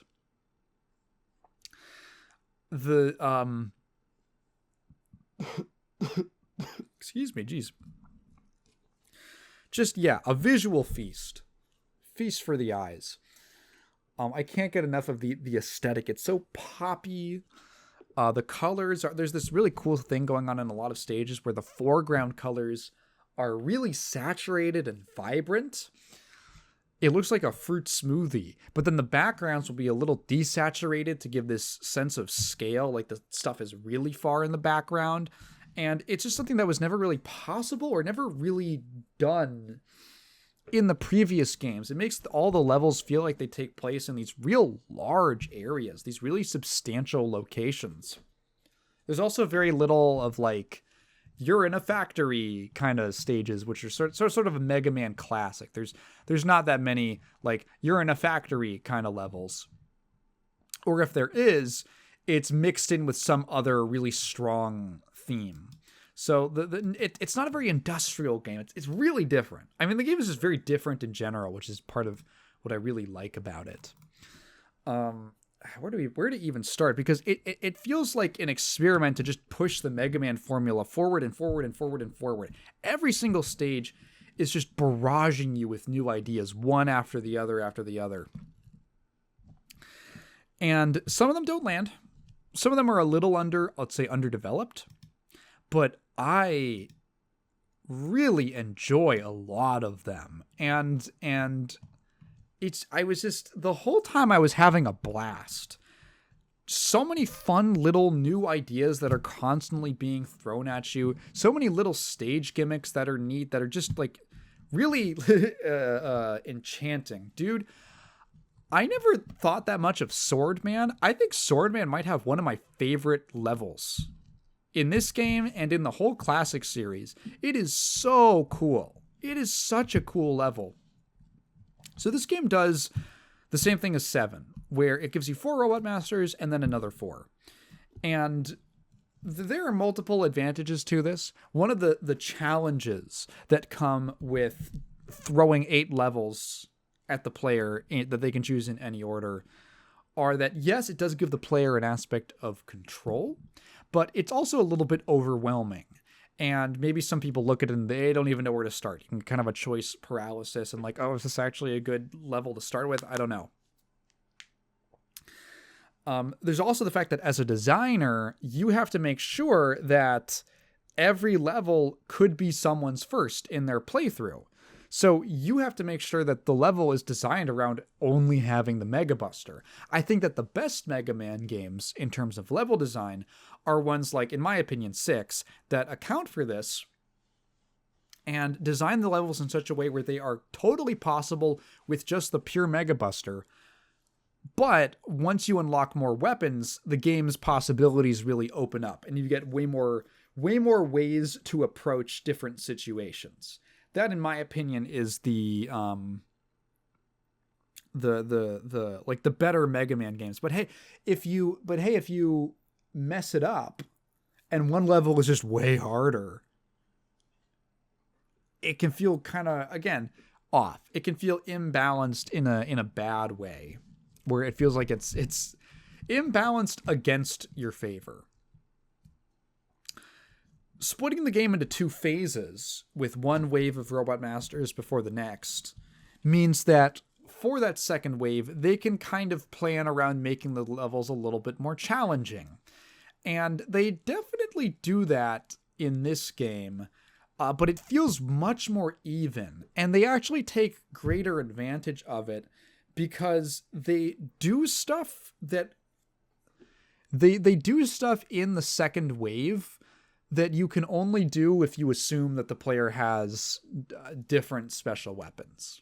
Like, for instance, I think that this is used in the coolest way in Fireman stage, where it's the first half of the level is like this temple, and there's these 4 different gates that you need to unlock by going into 4 different little mini challenges. It's very odd world.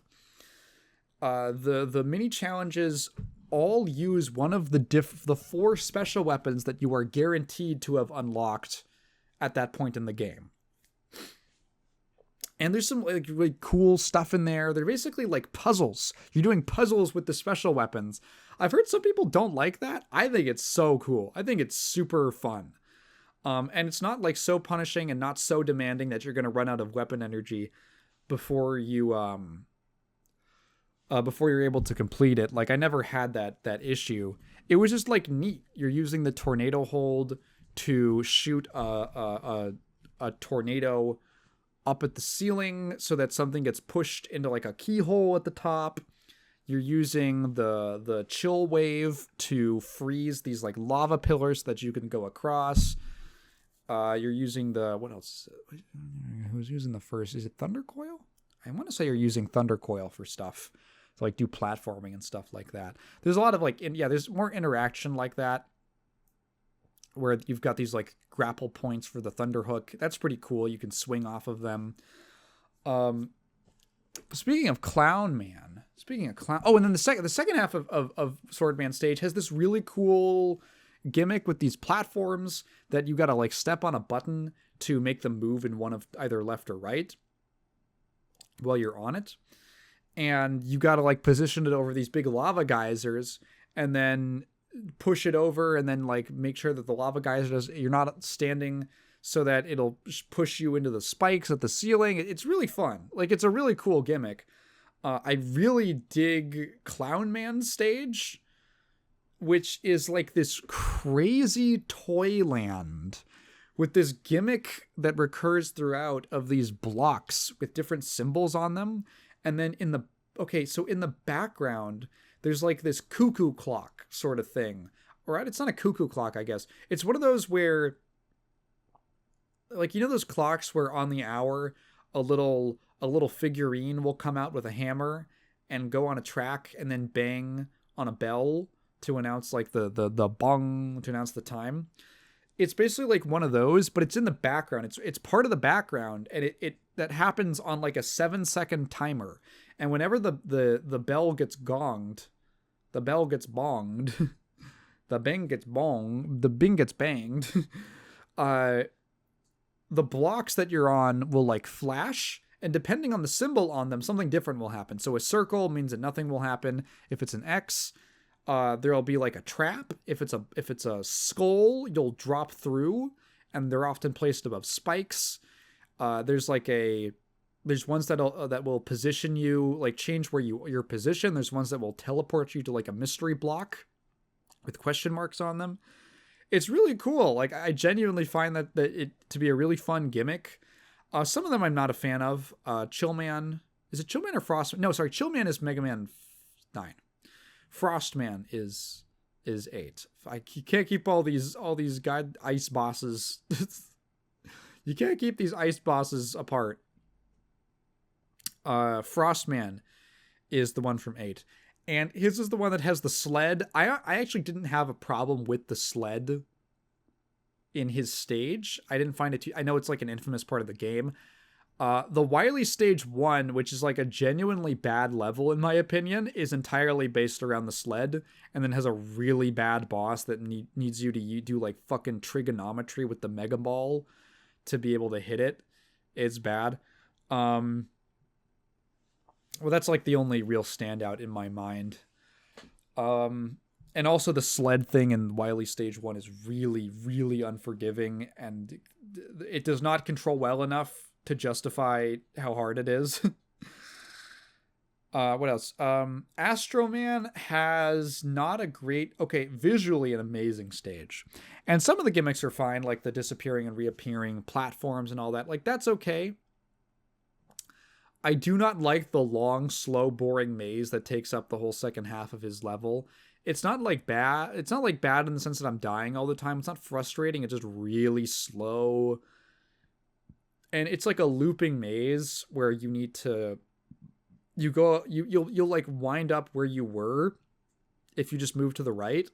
So you gotta like hit buttons and shift things around so that you can actually like open up the path forward. And it's just slow and kind of a pacing killer. But then you get to the non-maze parts, and it's like this crazy giant mechanical sunflower garden with the dodecahedron sun in the sky that's like spinning and turning into different shapes. It's crazy. It's just crazy, wild visuals. The levels are really long feeling. Well, okay, they're long, but there's a lot of concessions made, I think, to make the game feel easier. And to be honest, I don't mind at all. So first of all, once you hit the halfway point of each stage, which is usually after a mini boss, you'll get a loading screen, and it'll be like continue point basically. And if you game over, you get the option to continue, go back to stage select, that kind of thing. If you choose to continue, you will continue from the halfway point of the stage, which makes it much more approachable, much easier to get through, and smoothed over a lot of the experience for me. I was like, God, am I going to have to do this whole thing every time I game over? No, thankfully you don't. This is also the only game that completely refills your weapon energy between lives, which honestly... straight up, I like that. You know what? That's a welcome change. It's the only game in the whole series that does that. But it is nice because there is that common Mega Man thing where you go into a fight with the weapon and you burn through all of the weapon energy, die, and then you restart and you got to Buster only it. You got to Buster only from the boss room. It's I mean, it's part of the Mega Man experience, but I'm not sad to see it go in Mega Man 8. It's fine.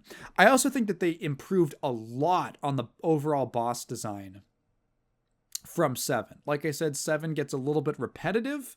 A lot of bosses have kind of samey move sets, where they just like their version of this kind of attack. In Mega Man 8, they have really diverse, interesting attack patterns with cool gimmicks and a lot of different types of moves and stuff. Again, like I think Swordman's is super cool. Like he's got a move where he spins towards you with his top. He can disconnect his top half. and he sends it towards you like spinning like a top. You got to slide under it, then slide again, and then he like splits in two, and like his legs will dash across the ground, and his top half will fly through the air, and you got to like jump through the gap between them. He's got a move where he like makes a big fire pillar. He's got a move where he like slashes and makes like a wave of fire go towards you. And it just feels like a really good fight. It's just a good feeling fight to get down. And it was very doable, but it was super fun. Grenade Man had a fun fight where it's a lot of like he's got like this cool gimmick where when he gets to like 30-40% health, he blows up the floor and you drop down to like a second arena. That's really cool. Aquaman, my name's Aquaman, but you can call me handsome guy. That's what he sounds like. That's what he says. Aquaman has like a cool thing where he shoots a water spout at you, and if you shoot the spout, it will start like angling directionally. Like he'll start like changing the angle of the shot, like the direction of the shot mid shot. I don't know how it's supposed to work physics wise, but like it moves upwards and basically carves out a little square shape. It'll go up and then left and then down and then back left again. And so you got to like stand in this little safe zone that you create. That's pretty cool. Frostman will punch like these frost ice boulders at you. Tengu Man's got tons of attacks. He tries to knock you off. He throws like a wind projectile at you. Searchman's a pretty tough fight. He's got like this very odd pattern that I had trouble getting down. But eventually it's like you just gotta take it a lot slower than it feels like. A lot of the bosses in this game are really fun, and they have a cool varied move sets, and the weakness weapons don't entirely invalidate the fights, which is nice. They definitely make them easier sometimes. There's this interesting thing with Mega Man games where I find where sometimes it's actually just easier for me to do them buster than with the weakness weapon, depending on the weapon. If the weapon is just really awkward to use in the fight, sometimes it just like Tengu Man's weapon, like weakness weapon, is kind of weird because it's the frost whatever crawling thing. Tengu Man almost exclusively flies for his fight. He touches down a few times throughout, but you need to use Frostman's weapon, which is a wave of ice that travels only along the ground. And the idea is that in the few moments that Tengu Man drops down, you gotta freeze him with that, and he'll freeze in place, which is cool. This is also something they kind of introduced in 7, where the weakness weapons have a really obvious visual impact on the boss. Like, you use... Oh, God. Junkman's weakness is the ding-ol, dang-ol... What is it? Oh, my God. I don't even remember. But, like, all of his junk... No. Fuck, who is it? Man, I don't remember, but... Someone... It's like Junkman's weapon, you hit, like, Freeze Man with it. And it like stops. I don't know. There's like a visual effect. Man, I forget. I'm overwhelmed by Mega Man info in the last couple days. But I definitely remember they introduced these kind of boss specific visual interactions that they would have. So like Tengu Man gets frozen in place, and then you can just shoot him down. Oh, another nice thing this game introduced. I believe the first one was being able to swap weapons with like the shoulder buttons and stuff, but also. Putting the special weapon and the Mega Buster on separate dedicated buttons. That's really nice. And they never used that again. I don't even think Mega Man 11 did that. I forget. I haven't played 11 in a minute. Yeah, having that's really nice. You can charge the Mega Buster while you're on a different weapon, which is cool because it's just like a nice quality of life thing. And it makes a lot of the, it feels nice because you get to use the weapons more often, is what it feels like. Like, you can have the weapon ready at a moment's notice and not have to do a bunch of menuing to get to them to deal with like one enemy. But you've still got the all-purpose Mega Buster at the ready, which is cool. So I like that feature a lot. The weapons themselves are really fun, I think, for the most part. I was using most of them consistently throughout my run. Grenade Man has an awesome weapon. It just does a ton of damage. The Chill Man's weapon, Frostman's weapon is really good for like travel. I always love the ones that travel across the ground. I love me a good search snake. The Thunder Claw is like a cool grabby weapon. I like, again, that the kind of close range melee option returns with Swordman's weapon. The homing sniper is a nice homing weapon. You got a screen clear with Astroman. Aquaman's isn't super duper useful, I found. It's just kind of like a short range rapid fire thing. It's okay. I never really used the Mega Ball. I don't know why they did it. Hey, it's Mega Man Soccer. You guys love Mega Man Soccer. But yeah, it's just like a really fun game with a ton of different ideas. I know that, so a lot of people don't like this because they're like, oh, it doesn't feel like Mega Man. But I'm going to be honest, like, okay, so there's a couple things.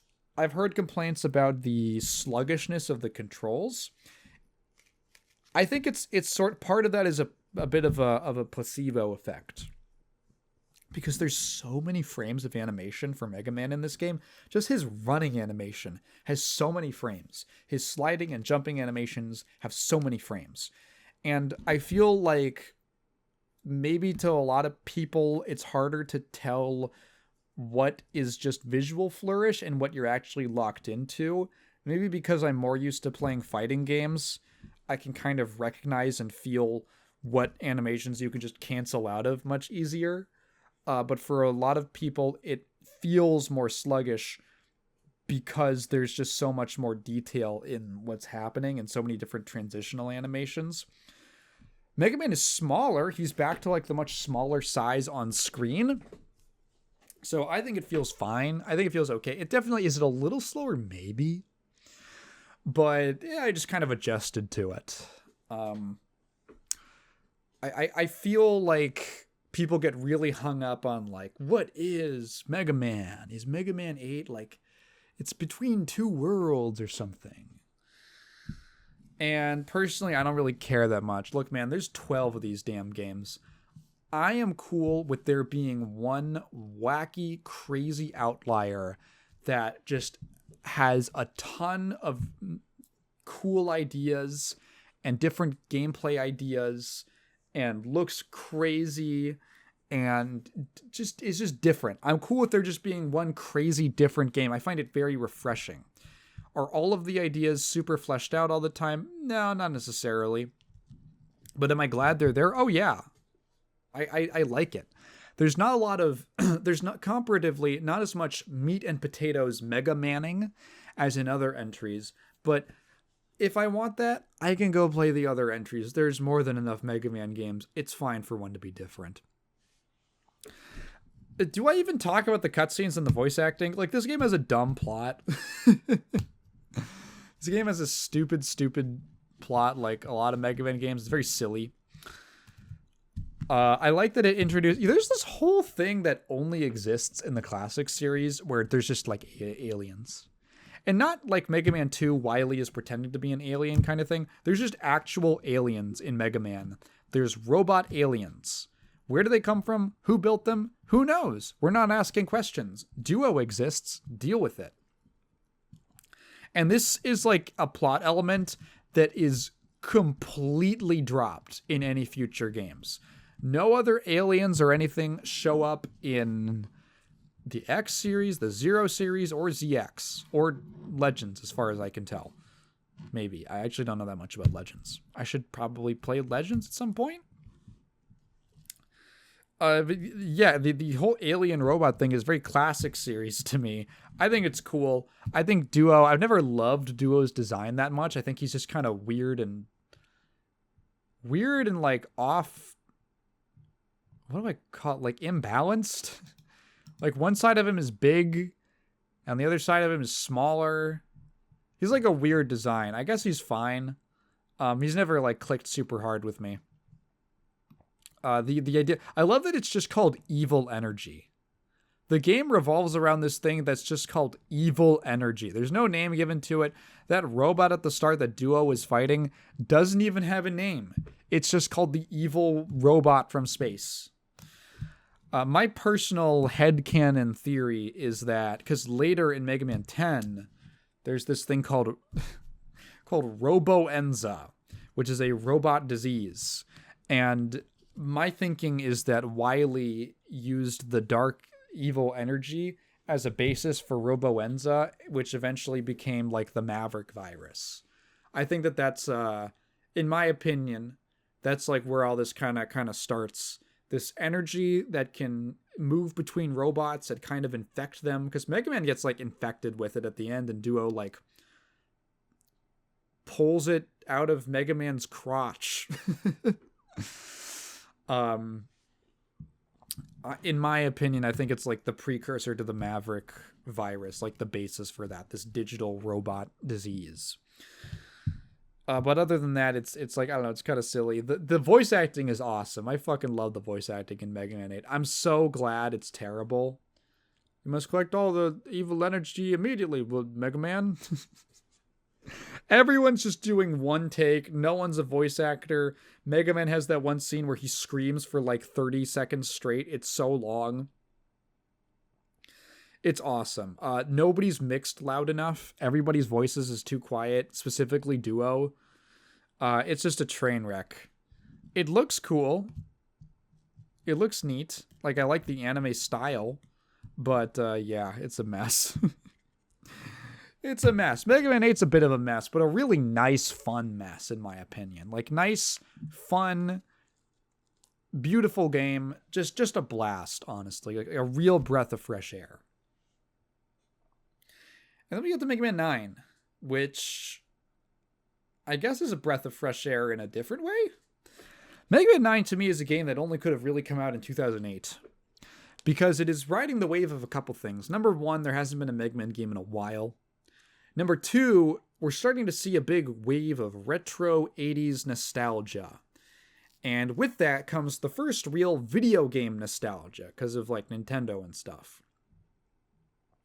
So there's these games that are that are inspired by retro games that are using pixel art style, and people are getting a little more acclimated, like a little more comfortable with the idea of like, let's say a pixel art game. It's becoming a more legitimate art style in many people's eyes. So Capcom is like, hey, we should cash in on that. What if we made like, Mega Man games are pretty cheap. Let's get Inti Creates to make a Mega Man game that's in the old 8-bit style.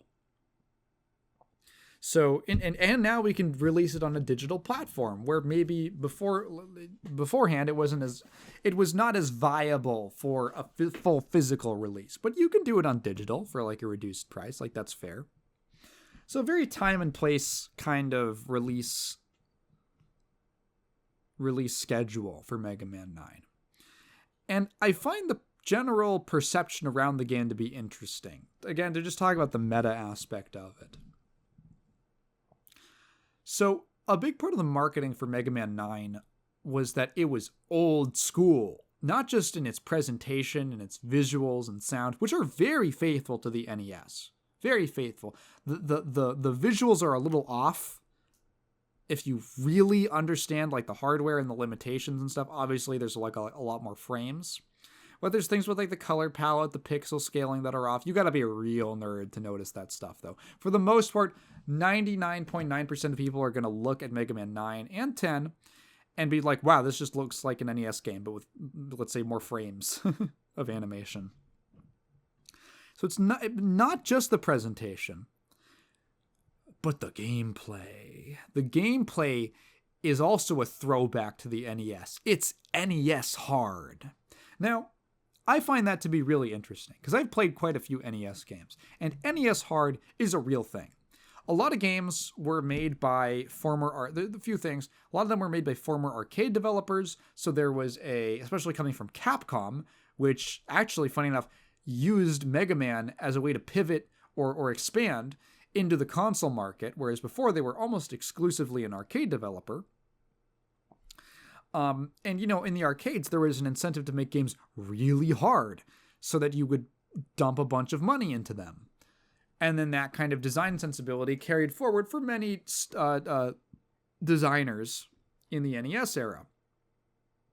There's also the fact that games just could not be as large due to technical limitations. An NES game can only be so big.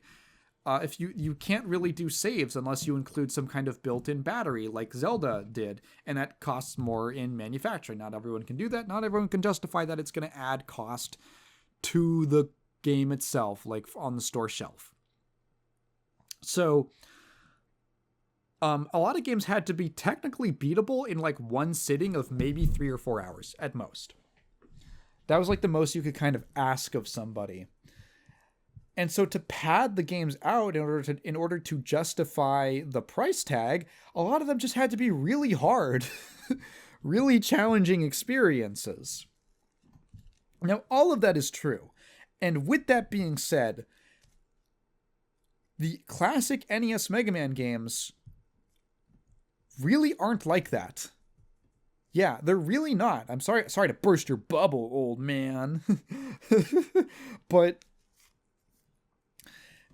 if you go back and play Mega Man 2, and okay, I have to acknowledge this.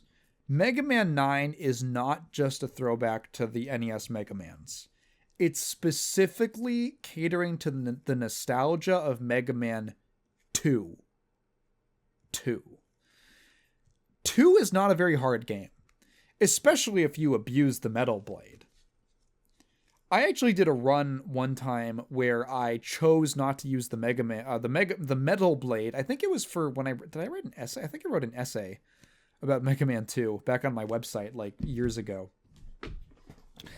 And I did a challenge run, basically, where I think I only used the Metal Blade for, like, the bosses that it was weak to, but in the regular stages, I chose not to use it. And you know what? Mega Man 2, when you do that, is a nice level of challenge. It's a nice, challenging game with some interesting weapons, some that are definitely undertuned, some that are pretty cool and useful in enough situations to be fun and feel like you have a wide repertoire of moves. But yeah, it's like a relatively balanced experience if you just take that one weapon out. But even then, it's not crushingly difficult. Now, here's the thing. Mega Man 9 is nothing like the NES Mega Man games. It is nothing like those games in terms of difficulty. It is way harder. It's significantly harder. I would make the comparison to like what the Plutonia experiment is to Doom 2. It is designed to bust your fucking balls every single stage. And the reason for that, I didn't understand that. I was like, this is kind of dumb.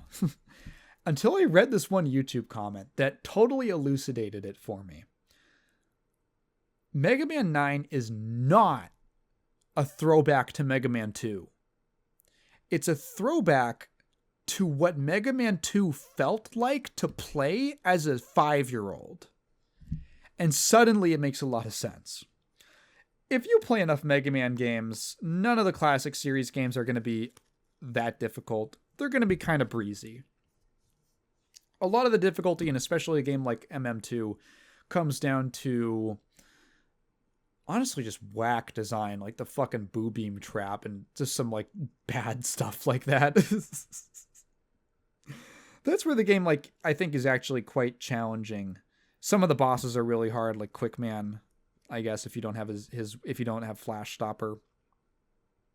Time Stopper, that's what it's called.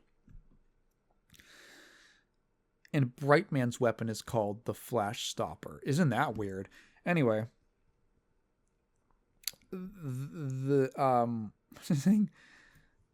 not that hard if you are like an adult who's played a lot of video games, and especially a lot of Mega Man games, you kind of get what sort of skills you need to excel at those games. Patience, a little bit of memorization, kind of digging into the systems a little bit and the controls. Maybe pulling up the weakness order on Google. Stuff like that.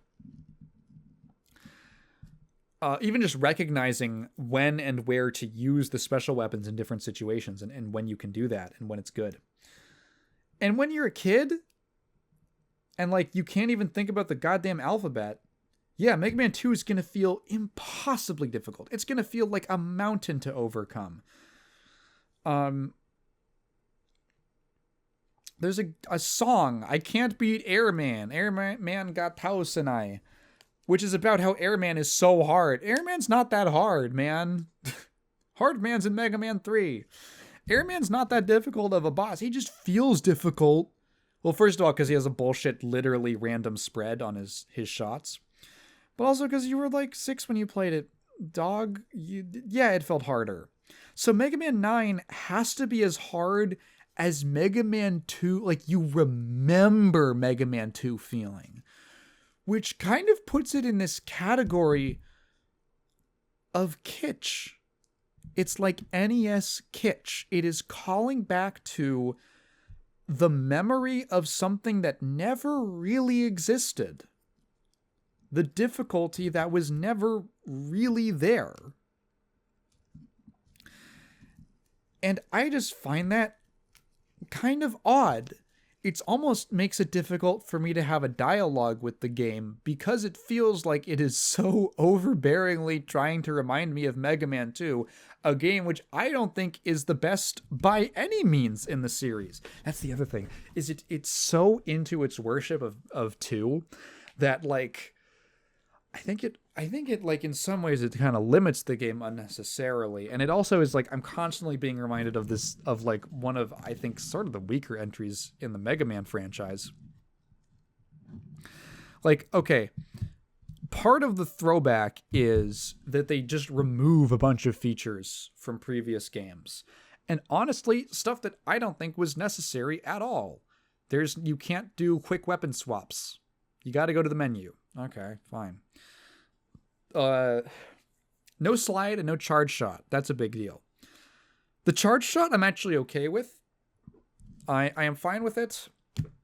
The charge shot created another balance challenge for the designers of Mega Man, because basically, like, the charge shot creates this conundrum where a fully charged shot deals like 3 points of damage. A regular lemon does 1.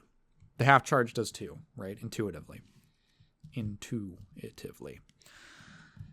So you kind of have to make the other weapons viable in an environment where you can deal like 3 points of damage at long range, completely safe at no cost, with just like a little bit of time. And that's a challenge. And there's plenty of games in the series that overcome that and justify the other weapons. But sometimes you're like Mega Man 5 and every weapon fucking sucks and you just use the Mega Buster the whole time because it's broken. Mega Man 2 doing away with the charge shot, I think, is fine. It definitely makes the other weapons feel more justified. The charge shot the regular Mega Buster feels like a basic weapon it's just your regular workhorse. And the health totals are tuned such that it never feels like super weak. It never feels bad to use the Mega Buster. It's fine. Do I like the charge shot? Yeah, I just like the simple act of charging it up and unleashing a big shot. It's cool. But the game is designed, it takes that into account. The lack of a charge. What I really miss is the slide. I miss the slide so badly. And I think that not having the slide kind of limits the design more than it expands it. The design of you're able to do so much more, I feel like, with enemy and hazard design if you have the slide as a mobility option on the table. I'm also just I'm so used to I'm so used to it in every other game that I feel like I'm constantly watching things happen in Mega Man 9, and I'm just thinking slide opportunity, slide opportunity. I'm seeing moments that you could slide, and I can't, and it's frustrating. Yeah, it's a bummer. I wish these games had it. Technically, they do. You can play as Proto Man, although Proto Man takes like double fucking damage, so he's basically the hard mode in an already brutally difficult game. And I don't know if the slide is entirely worth that. So talking about the game, like, what do I mean when I say it's really difficult? Is specifically in ways that the NES games never were. So first of all, there's just spikes and pits everywhere. There is instant death hazards just slathered across every single stage.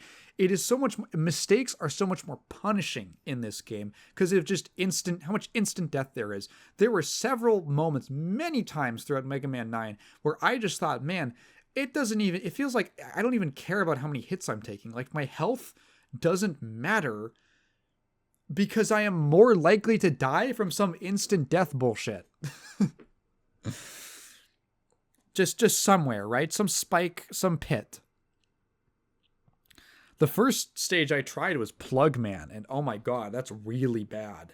That stage is really bad in terms of insta-death. It is because it's the disappearing block puzzles. It's like half the stage, man. You just got to do so much. Oh my god, you got to do so much.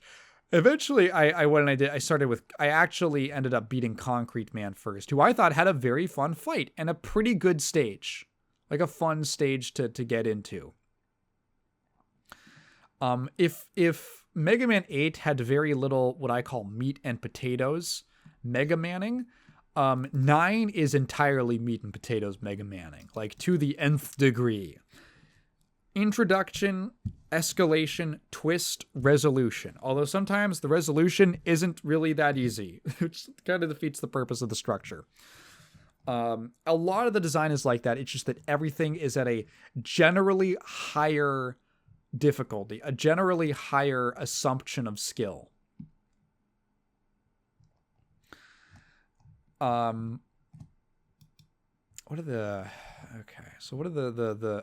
so there's a moment that really sticks out to me. It's in the, I believe, third Wily stage.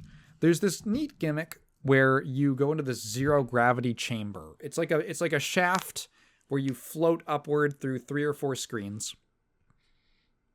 And the gimmick is that you cannot move left. The only way you can move left and right is by shooting in the opposite direction. You've kind of got to propel yourself in the direction you want to go. So that's cool.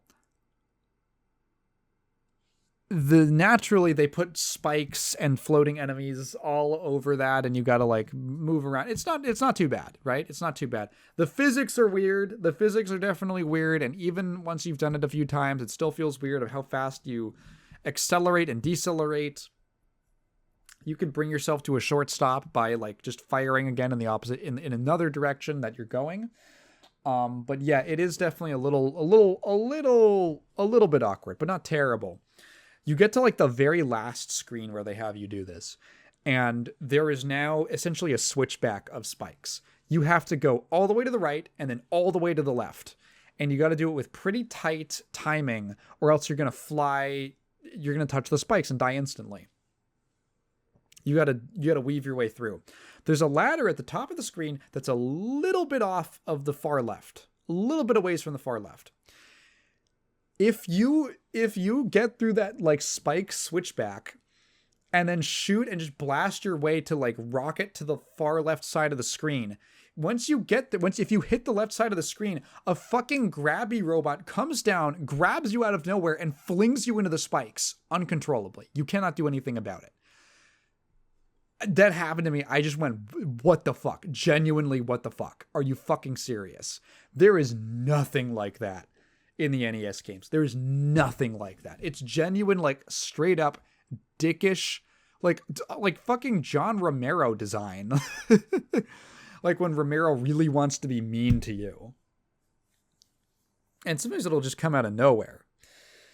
The bosses, even with their weakness weapons, are still, I found several of them to be kind of difficult.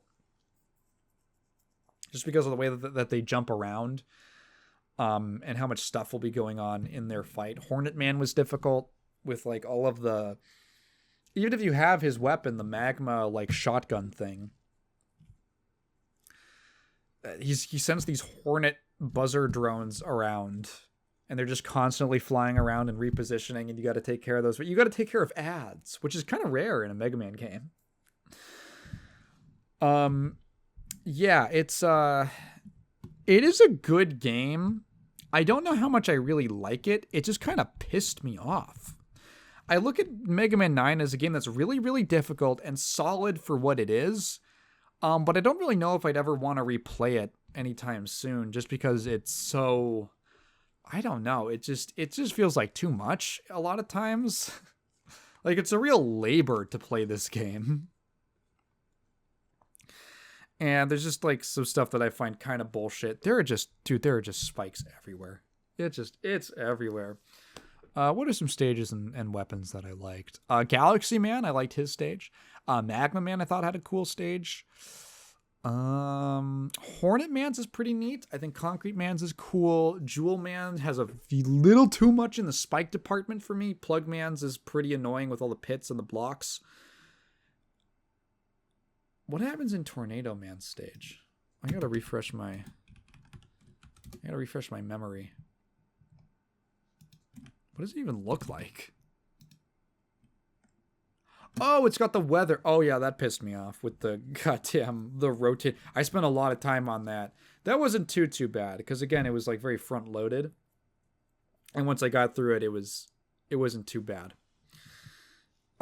Splash Woman, the first female Robot Master boss in the series, which is neat. She has she's got a pretty decent underwater stage. Is cool. What else? Any other Robot Masters I don't remember?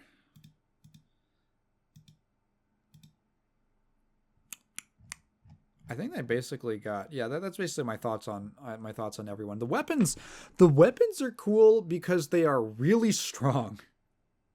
The weapons in this game are generally really good. Jewel Man's shield is one of the best shield weapons in the series. It's just very strong. You can shoot it as a projectile. It reminds me a lot of Star Crash from Mega Man 5, but even stronger. Star Crash is pretty fragile. I think you can only absorb like one hit. But I really like using it. Jewel Satellite is just like that. The Hornet Man search thing is cool.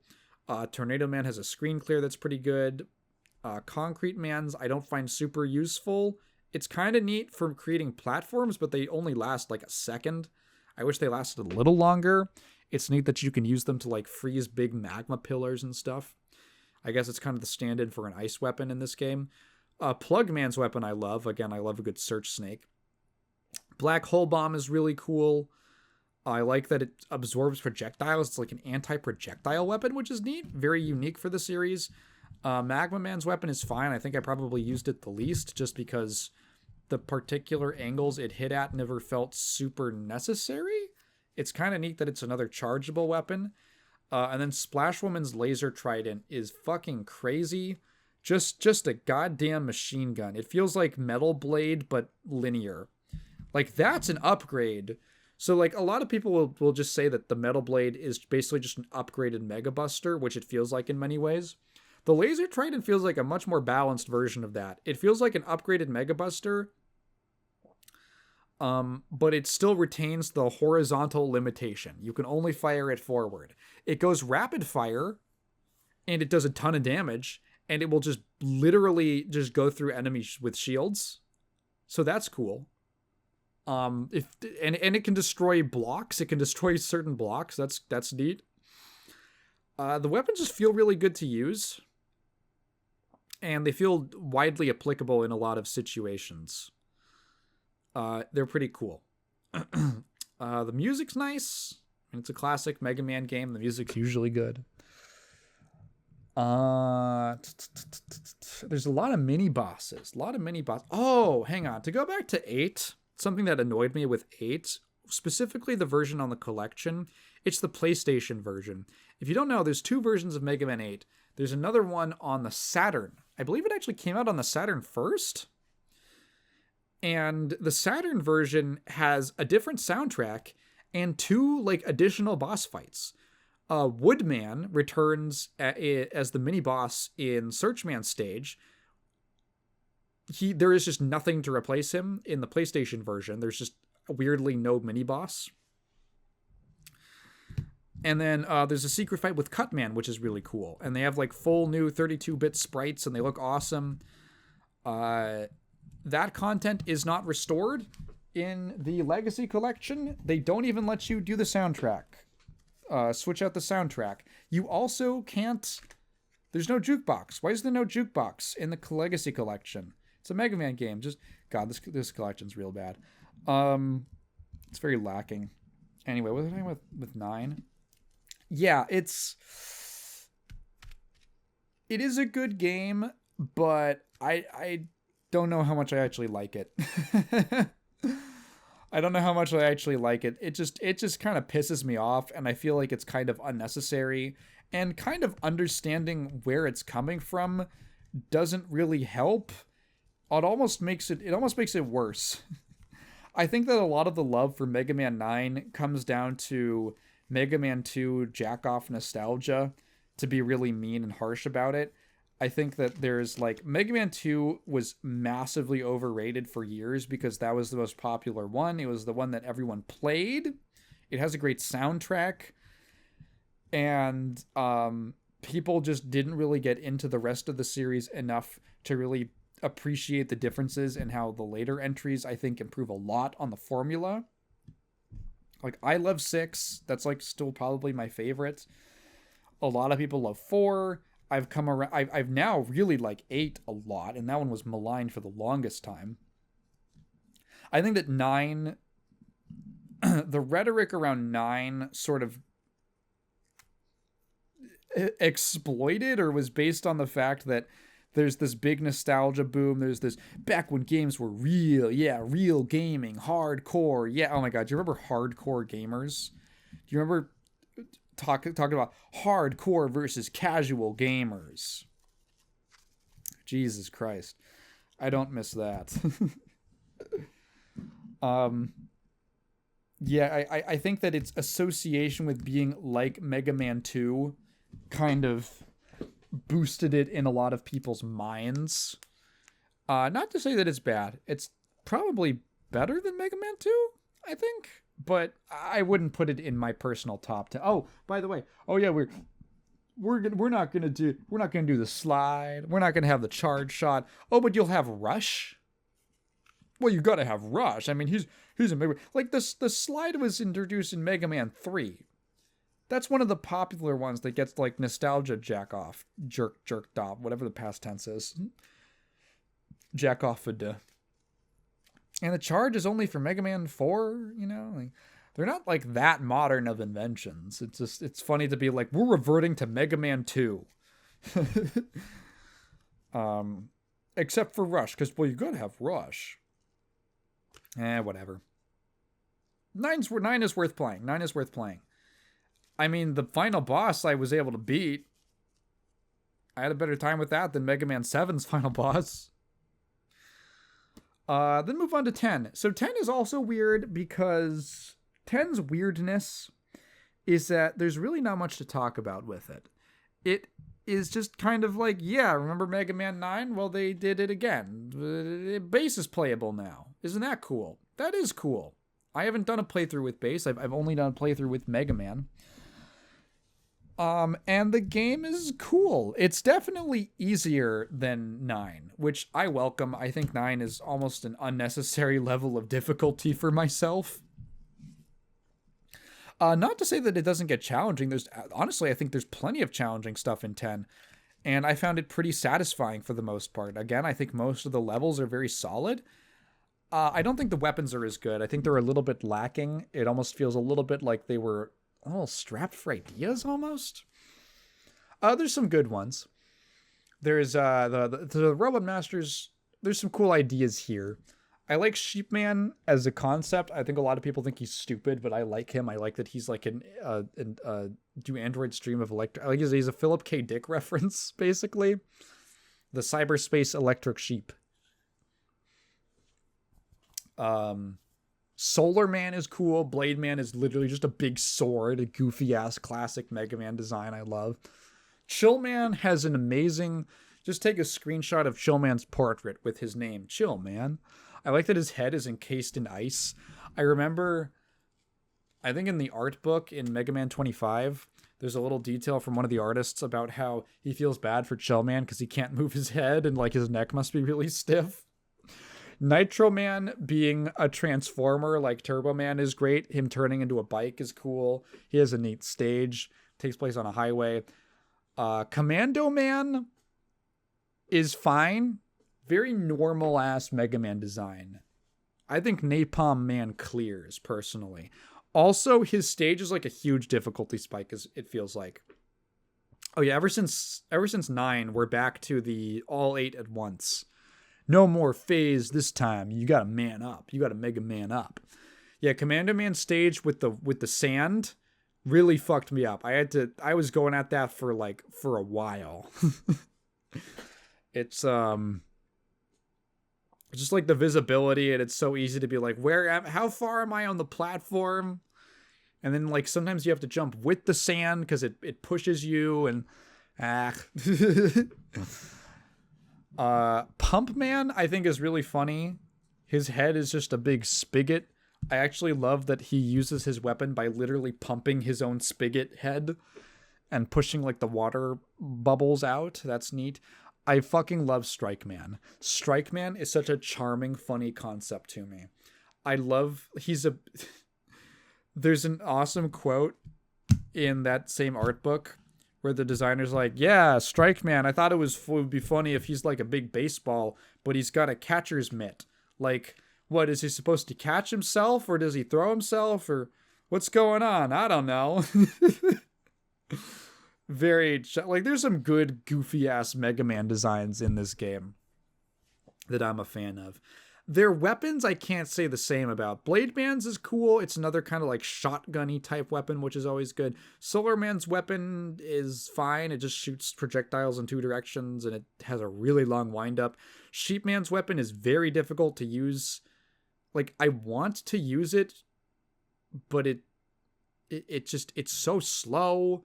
And it's hard to time things around it. I get the idea, but it just takes so long for the cloud to float up and then shoot the lightning bolt down.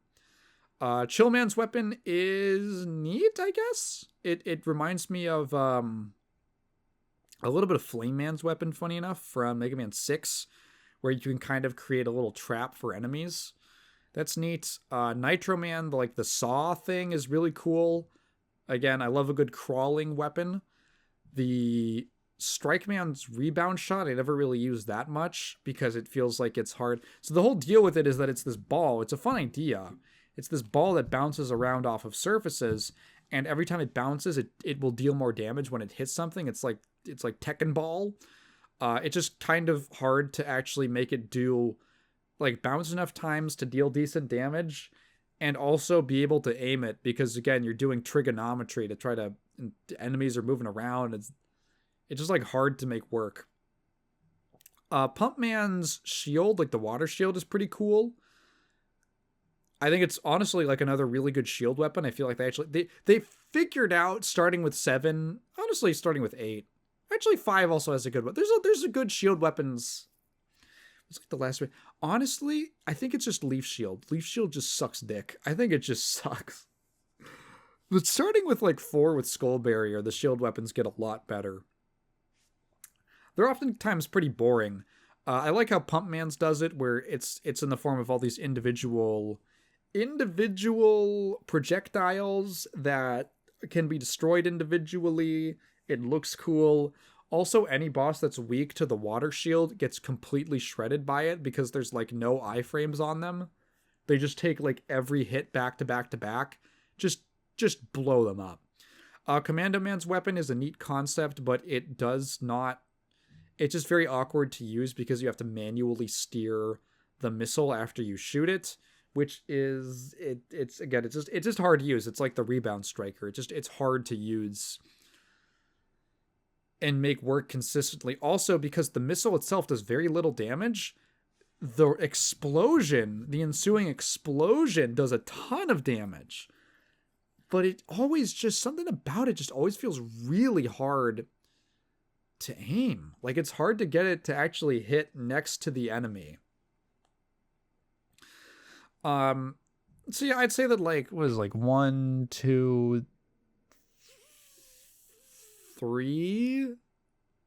3.5 weapons in this game are like good, which is not a great average. You're using the Mega Buster a lot in this game. That's what I found. And if there's an enemy below you, you switch to Nitro Man's weapon. If you need a shield, you do the water shield. Sometimes you use Blade Man for raw damage. Sometimes Chill Man is cool to like freeze enemies. That's basically it. Haha, cool. I also found, yeah, in general, like their stages were all pretty good. And honestly, like, I don't know, like Blade Man's was challenging. Chill Man's has a very challenging part near the end with like the cracking ice blocks. Strike Man's level it's so good aesthetically. It takes place in this big sports stadium, and there's like lockers coming to life and shooting balls at you, and it's so much fun. It's such an aesthetically fun game. Pump Man's is very dreary. It's like a dreary sewer, but I kind of like it. There's a very challenging mechanic with these waterfalls that like push you down when you try to jump. It makes platforming very stressful. Yeah, I generally like the gimmicks are really strong in each stage, but they're not like one-off. Like in Mega Man 8, you'll be playing Tengu Man's stage, and there'll just be a side-scrolling shooter, like a space shooter. And it's great. It's awesome. Like, the art is super cool. It makes me want, like, a side-scrolling shooter. You'll have, like, you'll get a power-up, and, like, Eddie will come in as an option. And then you'll get, like, an Auto will come in as an option with, like, a rocket launcher, and Eddie's, like, shooting grenades out of his head. Like, it's really fun and neat. But it's, like, a one-off little section. It kind of reminds me of the vehicle gimmick stuff from Mega Man 5, which I'm not a big fan of in that game. I like it much more in 8. 10 will have gimmicks, but it's like the whole stage. It's like a big part of the stage. Nitro Man's level has these cars. You're basically running down the highway, and there's these cars coming at you, and you got to like jump on top of them so that they don't hit you. And then they add spikes to the ceiling to make it more stressful, yada yada. Silver Man has these like recurring stage hazards with these what would I call them? Pipes, I guess, that like spew flames in an arc, and they kind of pass the flames back and forth. It's like the Chankies. They're Chanky graphics, which is cute. The Blade Man has this seesaw where you got to jump from one side to the next to keep it moving. That's cool. There's a lot of fun little gimmicks that are built upon throughout the stage. Again, it's just really straightforward, strong game design.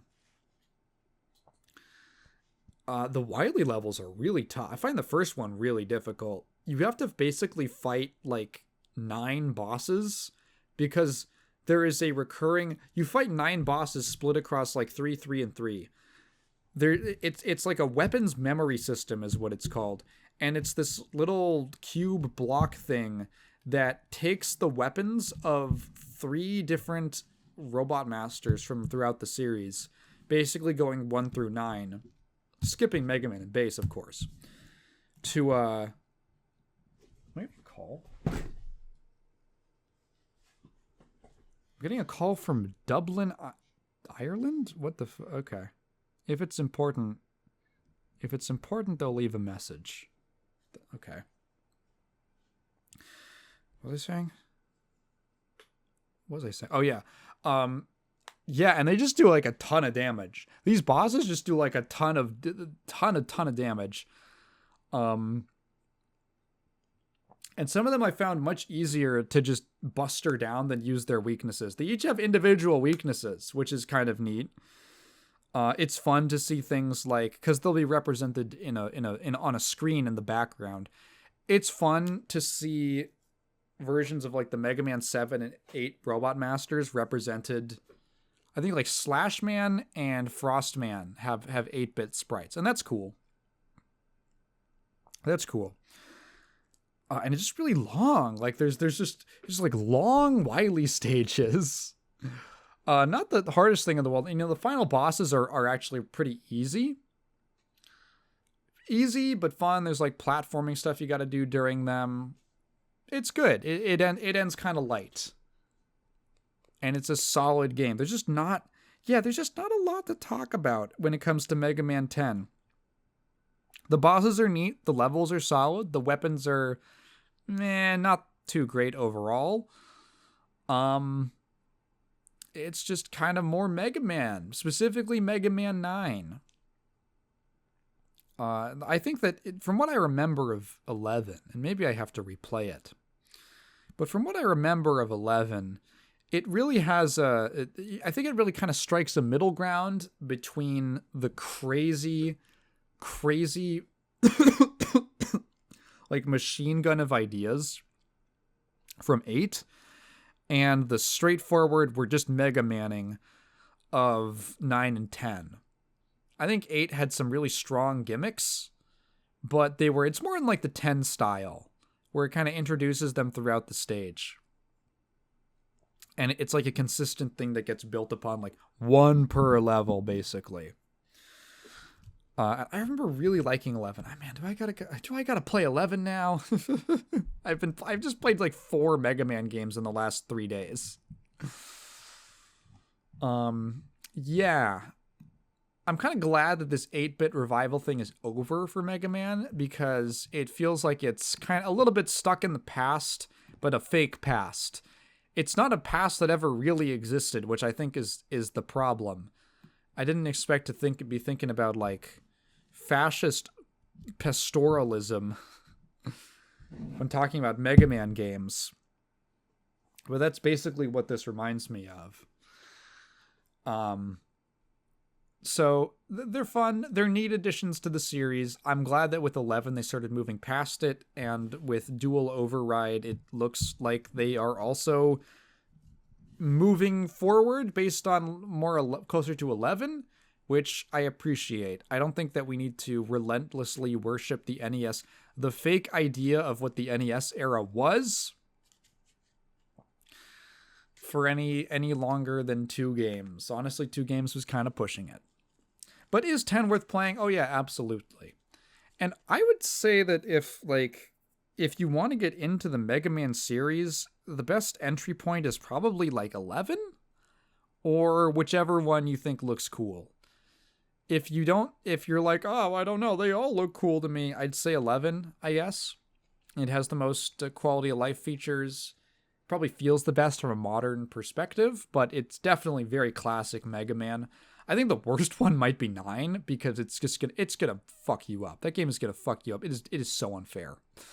It's sometimes. It's usually fair, but it's just like the general level of heat is so much higher in 9.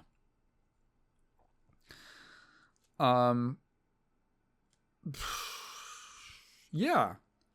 Yeah, not too much to say. The big thing about 10 is really just all the playable characters. But will I do a replay of it anytime soon? I don't know. Maybe I'll replay it for base.